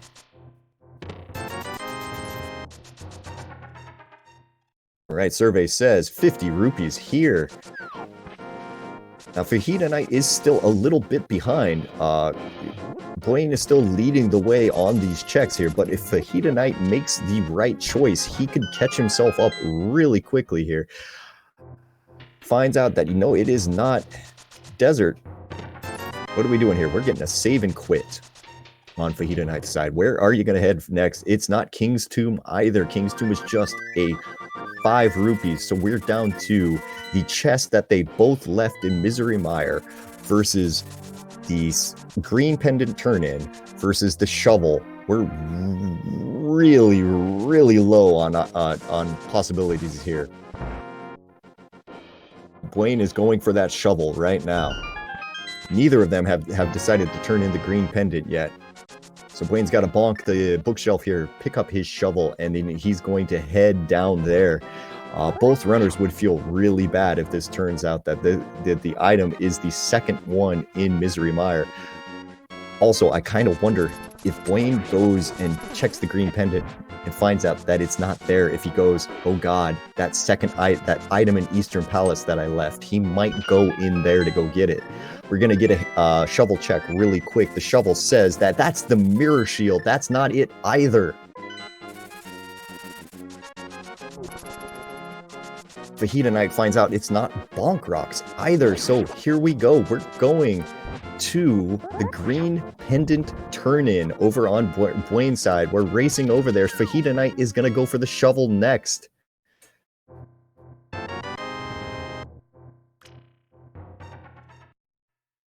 That is it. It is the green pendant turn-in. It was Sasharala the entire time at 1 hour, and we'll just say 33 minutes. Blaine has entered go mode. Fajita Knight is going to be behind him by just a handful of seconds here. So we are going to be blitzing our way through Turtle Rock right now, on our way up there.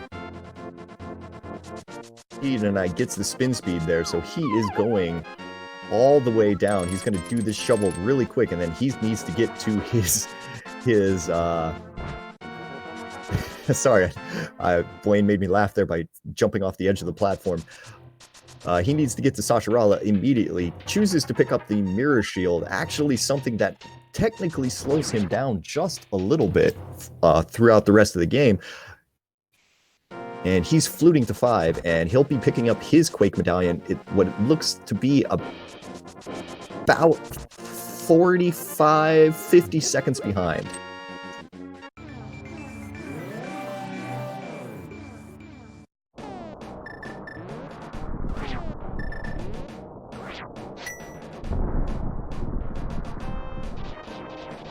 Right, and there you go. Fajita Knight picks up their Quake Medallion, and probably altogether about an hour, not hour, 1 minute behind Blaine. Blaine is opening up Turtle Rock right now. He's going to be in there first. Now, this is going to really come down to execution versus maybe even some GT big key shenanigans here. Like, this is going to be a really exciting finish here. Execution, you kind of would have to give that to Blaine in that case there. Him of the 124 NMG route here. Fajita Knight, though, is just been completely game this entire time and has just been right on Blaine's tail. Even when it looked like Blaine had a large advantage, Fajita Knight made a couple of smart plays to get himself right back into this game as we're making our way through Turtle Rock right now. Again, I'll say this, as Turtle Rock is not going to have anything that we really need here. Do make sure to go ahead and give these runners a follow. They've been doing lots of really, really exciting races here and stuff. This is great.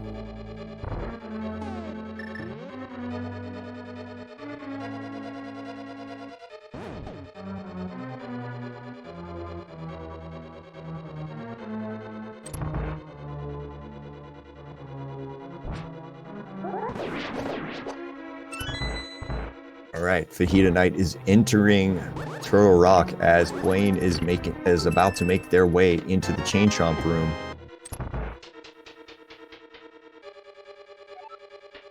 Uses a little bit of invincibility frames to go ahead and pick up the key out of that chest here.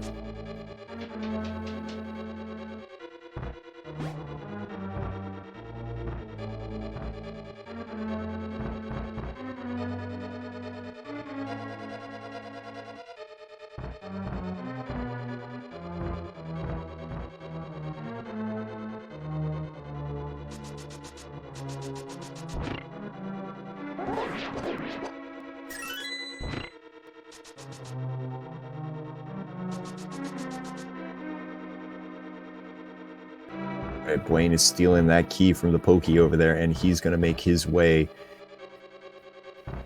quickly to the back of Turtle Rock here. Fajita Knight smartly using that cape to go ahead and just go through the middle of these crystal rollers as quickly as possible.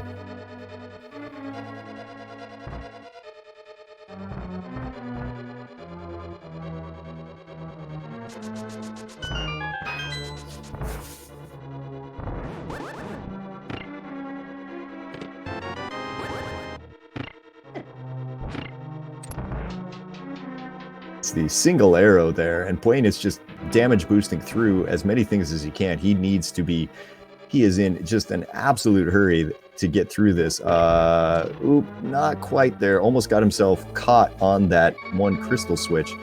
Fajita Knight having a little bit more trouble in the Chain Chomp room. Using the iframes to get him through there. Picks up the small keys, making his way back. Blaine, unfortunately, not having a small key, is going to have to go down to Laser Bridge. Now, if this is a situation where the small key is not on Laser Bridge, that is one place that Fajita Knight can continue to make up a little bit more time, because Blaine would have to go all the way back through the dungeon. First chest is just 20 rupees. It's the compass. And there is the small key, so Blaine is safe here, so he's going to make his way immediately to Trinex. Fajita Knight taking a little bit of a second there to powder an anti-fairy and get himself a little bit of health back.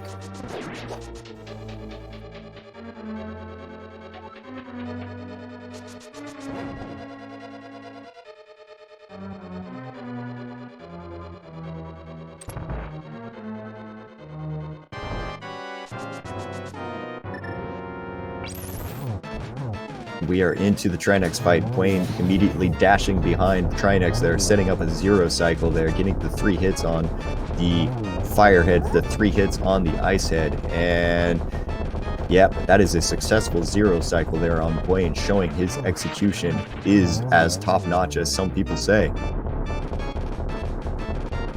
And wow, that is nice and quick there. Trinex barely even getting to the bottom of the room.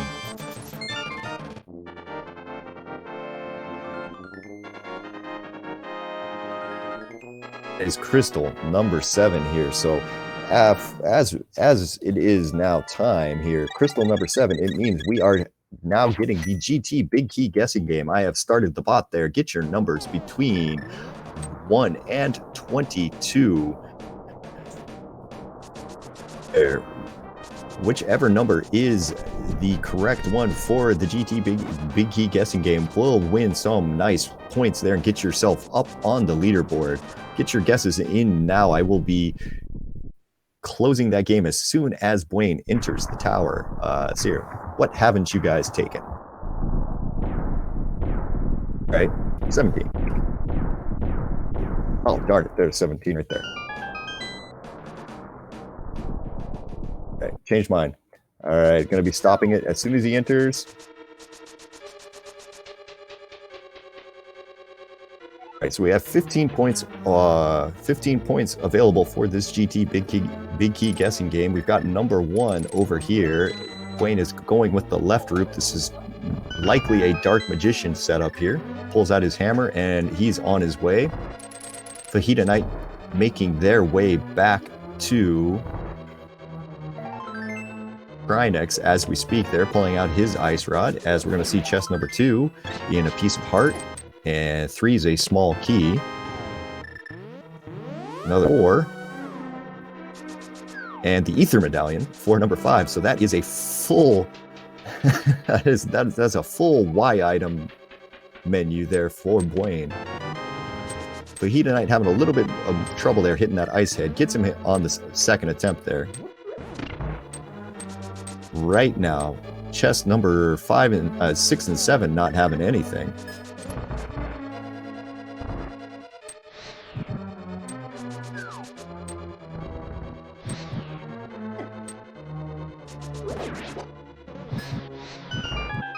Out.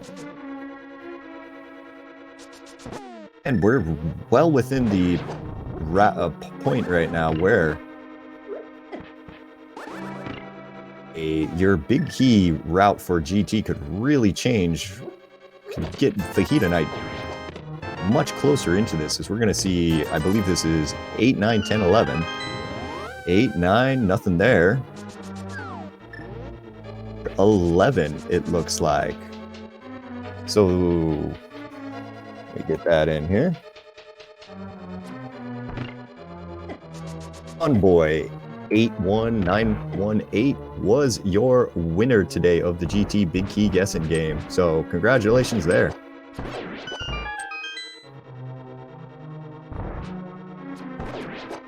If Fajita Knight just goes straight right there was a key in the Hope room. I do remember seeing. If Fajita Knight goes that way, he can save himself a good 30 seconds, which would help him catch up. He is starting with the Hope room here.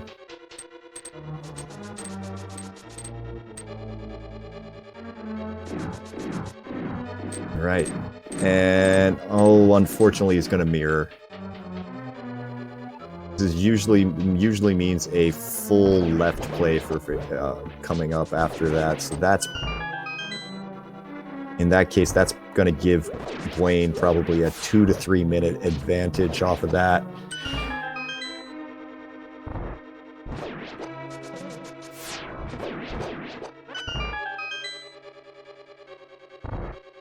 You could hope that he pulls a pink magician route or something like that, where he looks at these 4 chests, counts his keys, and goes, you know what, I want to go right now. But we'll see if that's what he ends up doing, as Blaine has made his way through the gauntlet already. Fajita Knight unfortunately has killed all the Stalfos, and Gonna be going the wrong way today as, oh, Wayne, a nice 0 cycle on land mode 2, and we're making our way up the rest of the tower on his side. Unfortunately for Fajita Knight too, the silvers being in ice pallets there means he's not gonna find really anything of use in the rest of this dungeon. Maybe gets red mail out of it, but at this point that's not gonna be anything that'll really help him move faster.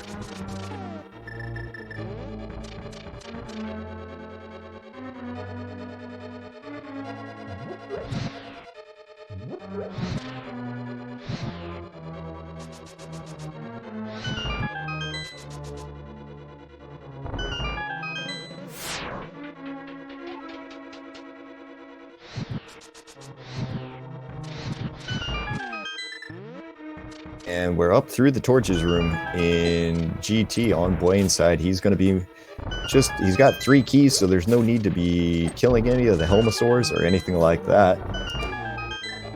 Gonna have to see if he'll even take the time to powder these anti-fairies here. No, he's just immediately gone to the hookshot and make his way very, very nicely through that one room there. Taking a little bit of time to fill up his magic. But other than that, he's... Oh, poor Moldorm too. Dashes for Blaine, and he's through and on his way into the Aga 2 fight.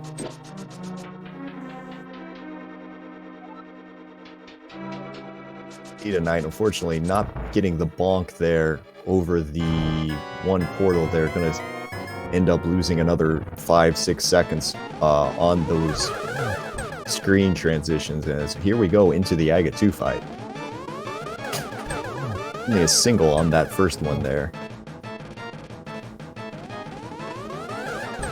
And a double on the next.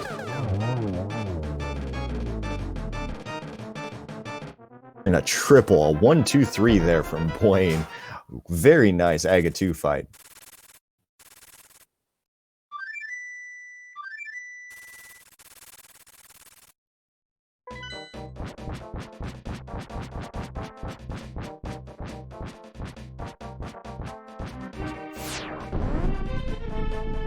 We'll be dropping into Ganon here in just a moment. He's got gold sword, he's got silver arrows. Don't blink, Ganon will be dead very quickly as Fajita Knight is getting the unfortunate information that he should have kept going right. That's the problem with GT routing sometimes. Best you can do is best you can do. Blaine going for the kind of swaggy tempered sword 1-1 strat. He's got gold sword, so he didn't need to do that, but practice is practice.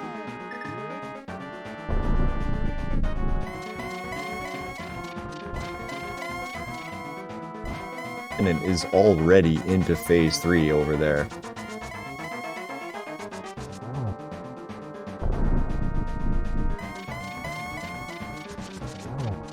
And dashing at Ganon right there. I mean, he's got unfortunately with Fajita Knight taking that extra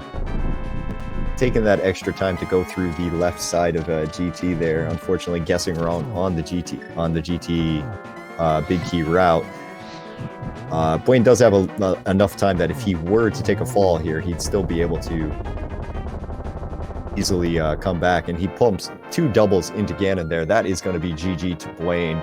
All he's got to do is cross his this little bridge here, and we'll get a time in for him in just a second.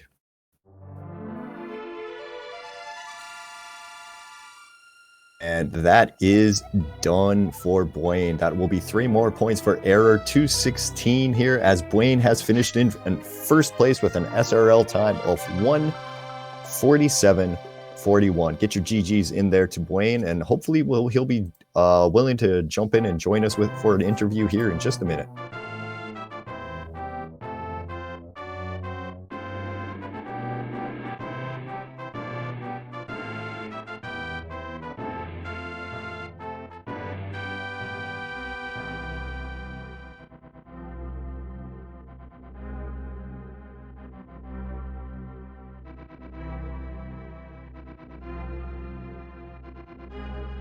Unfortunately, Blaine is telling us that he won't be able to join us for an interview tonight here, but he's going to be in chat there, as you can see right now. So if you have any questions, go ahead and fire them towards Blaine. I'll go ahead and start there if you can hear me.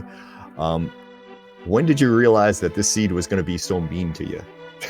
Because that hook shot there, that was a fun search. Search, which was a whole blast.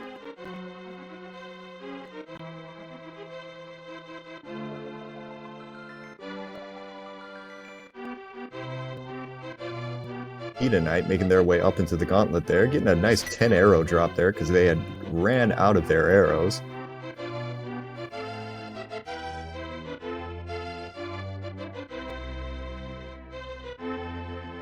Deciding not to pick up the full magic drop there.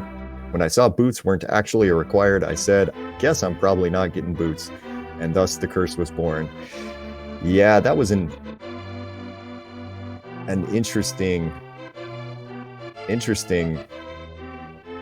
series of events there, where you start off with the boots being in Misery Mire. Okay, that's not great. That means you need hookshot. And then we find out that Misery Mire is the green pendant. It was putting all of that together, man. It was a little bit to think about. Hedonite taking down land mode 2, making the way up the rest of the tower here. He's got his Wizrobe rooms down in no time there. That's one block, one explosion, and all 3 die. Very nicely done there. And pulling it off in the second room, no problem there as well.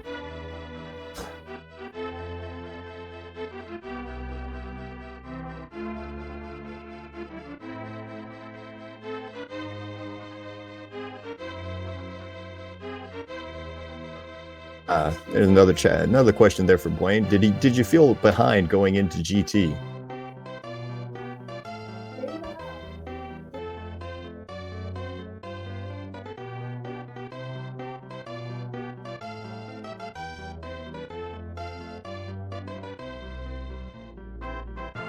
Tonight making their way pretty nicely through there.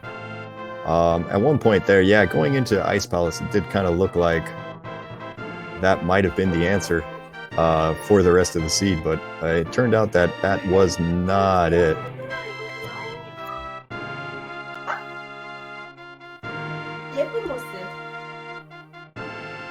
I kind of liked Blaine's reaction to the to finding the silvers there in Ice Palace, which was just it was 7 or 8 slashes there to say, oh, this was not what I wanted. Oh, Fajita Knight, unfortunately, taking a fall there to Moldorm.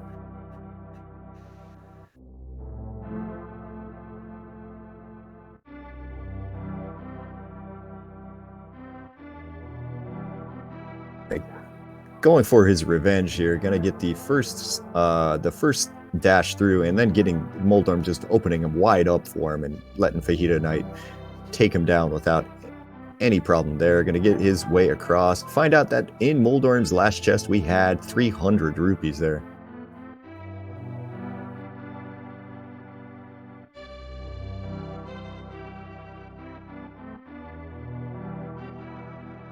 And for a second there, we were trying to figure out exactly in Ice Palace there if it was hookshot locked, because I think I was looking at Fajita Knight's screen when you picked up your first chest, and I wasn't 100% sure what you had gotten. But once we all realized that, yeah, hookshot was going to be in Swamp Palace, everybody just kind of started laughing.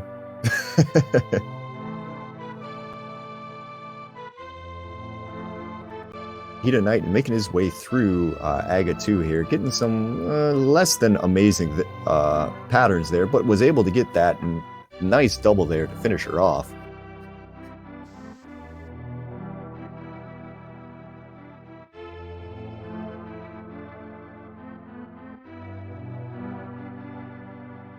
On their way over to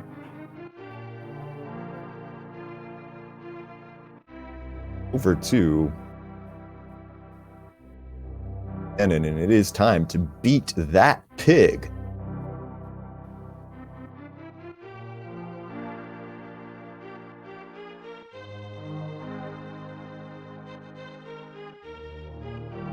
All right, Fajita Knight, unfortunately, is going to have to do the full silverless round here because, as we mentioned before, those silvers are sitting there in the freezer room of Ice Palace.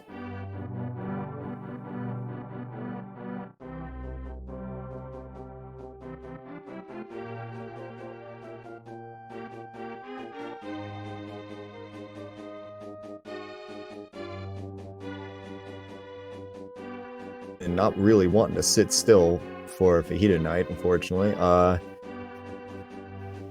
Now is cooperating a little bit more. It doesn't. I mean, I understand. At the end of the game, you want to drag this out as long as you possibly can if you're the final boss. Arrows in Ice Palace? No. Nah. Never went to Ice Palace today. Gets the torch glitch, though, so it's time for the dance.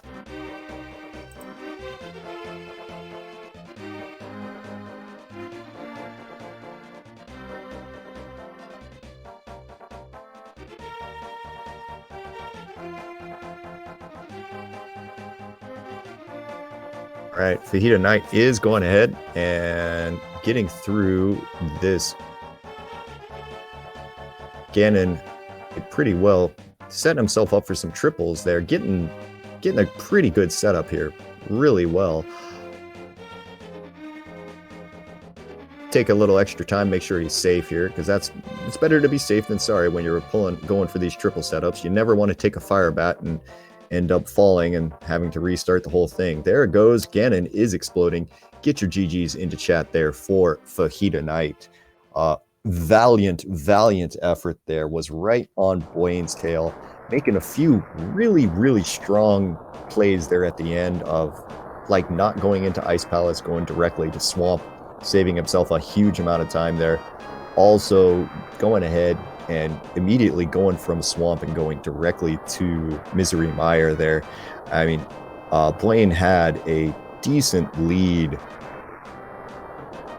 before those plays there, but Fajita Knight caught right up. Unfortunately, the GT routing there at the end just kind of caught him and made it so that couldn't quite catch up all the way there. So we're gonna stay on here just for fantasy purposes here, so we can make sure that we see Fajita Knight's full statistics there, because if you're not aware, we do have a fantasy league going on, and some people are going to want to know all about this. So that's going to take Error 216 up to 12 points on the season here as we move into week 3. Team Challenge still has 3 points on the season so far. Still plenty of time for other points to be made. Week 3 is going to be a ton of fun for everyone here. Week 3 is our open enemizer. We're going to be doing a full enemizer settings, which are some of the silliest things you'll ever see. Now, the difference between a full enemizer and something like a chaos enemizer or a simple enemizer is that full enemizer, there are 3 bosses that are going to be doubled. So it's possible that we might see 2 Trinexes and 2 Vitreous and 2 Cold Stare in there. You will see every single boss, but in that time, we're not sure who's going to be the boss of every dungeon. So it's gonna be a lot of fun. So make sure you come around for that. Now, if you're interested in a few more, we've still got a couple more Ambrosia games here. Over on Speed Gaming 5 right now, there is a match between Clifford versus Philion. That started here just about an hour ago, so they should be right in the middle of that. So if you want to hop on over there, completely understand, get your rando fix in. We've got a few more games for tomorrow at 1:10 over on 1:10 in the afternoon on Speed Gaming 5, we're going to have a match between Ben Creighton and Font there. That's Land of the Blind and the Sexy Gannons. Then at 2:10 on this channel, the ALTTPR League, we've got a match between Team 63 and a third and SW Big Skip there. That's Reg versus CascadeHope. Also at 2:10 on the ATTLP, let me try that again. The ALTTPR League 2, we've got Grouchy Old Men and Will Pull Ped for Food there. That's Lumaga versus Technolink. Also at 2:10 there over on Speed Gaming, we're going to have Yoshi's on Skis versus Old Swagga Jackson there. That's Gesellschaft versus Walter the Fourth. And then we'll have our very first week 3 match also tomorrow at 2:40 p.m. there. That'll be Sphere Infinity versus Forfeiters Are Us. Man, I'm having trouble talking right now. That's going to be on the ALTTPR League 3. That's going to be GFE versus Humbug there. So that'll be our first Endomizer match of the week. So hope you're going to be looking forward to that. Other than that, this has been a really, really great match today. It's been a whole lot of fun for us to watch here, a whole lot of fun for me to commentate. Big shout outs to both Blaine and Fajita Knight there. If you can, make sure, like I said before, go ahead, give them a follow, give them a little bit of love. Again, massive thank you to Tabby Cat there, 54. All of that, this setup and through doing all of the tracking for us. Again, my name is Dazed Cloud, and I think I'm just gonna at this point just kind of say goodbye for the night here. Say thank you for tuning in, and go ahead and let the credits roll so we can get those final statistics for everybody else. Thank you for joining in, guys, and have a great night.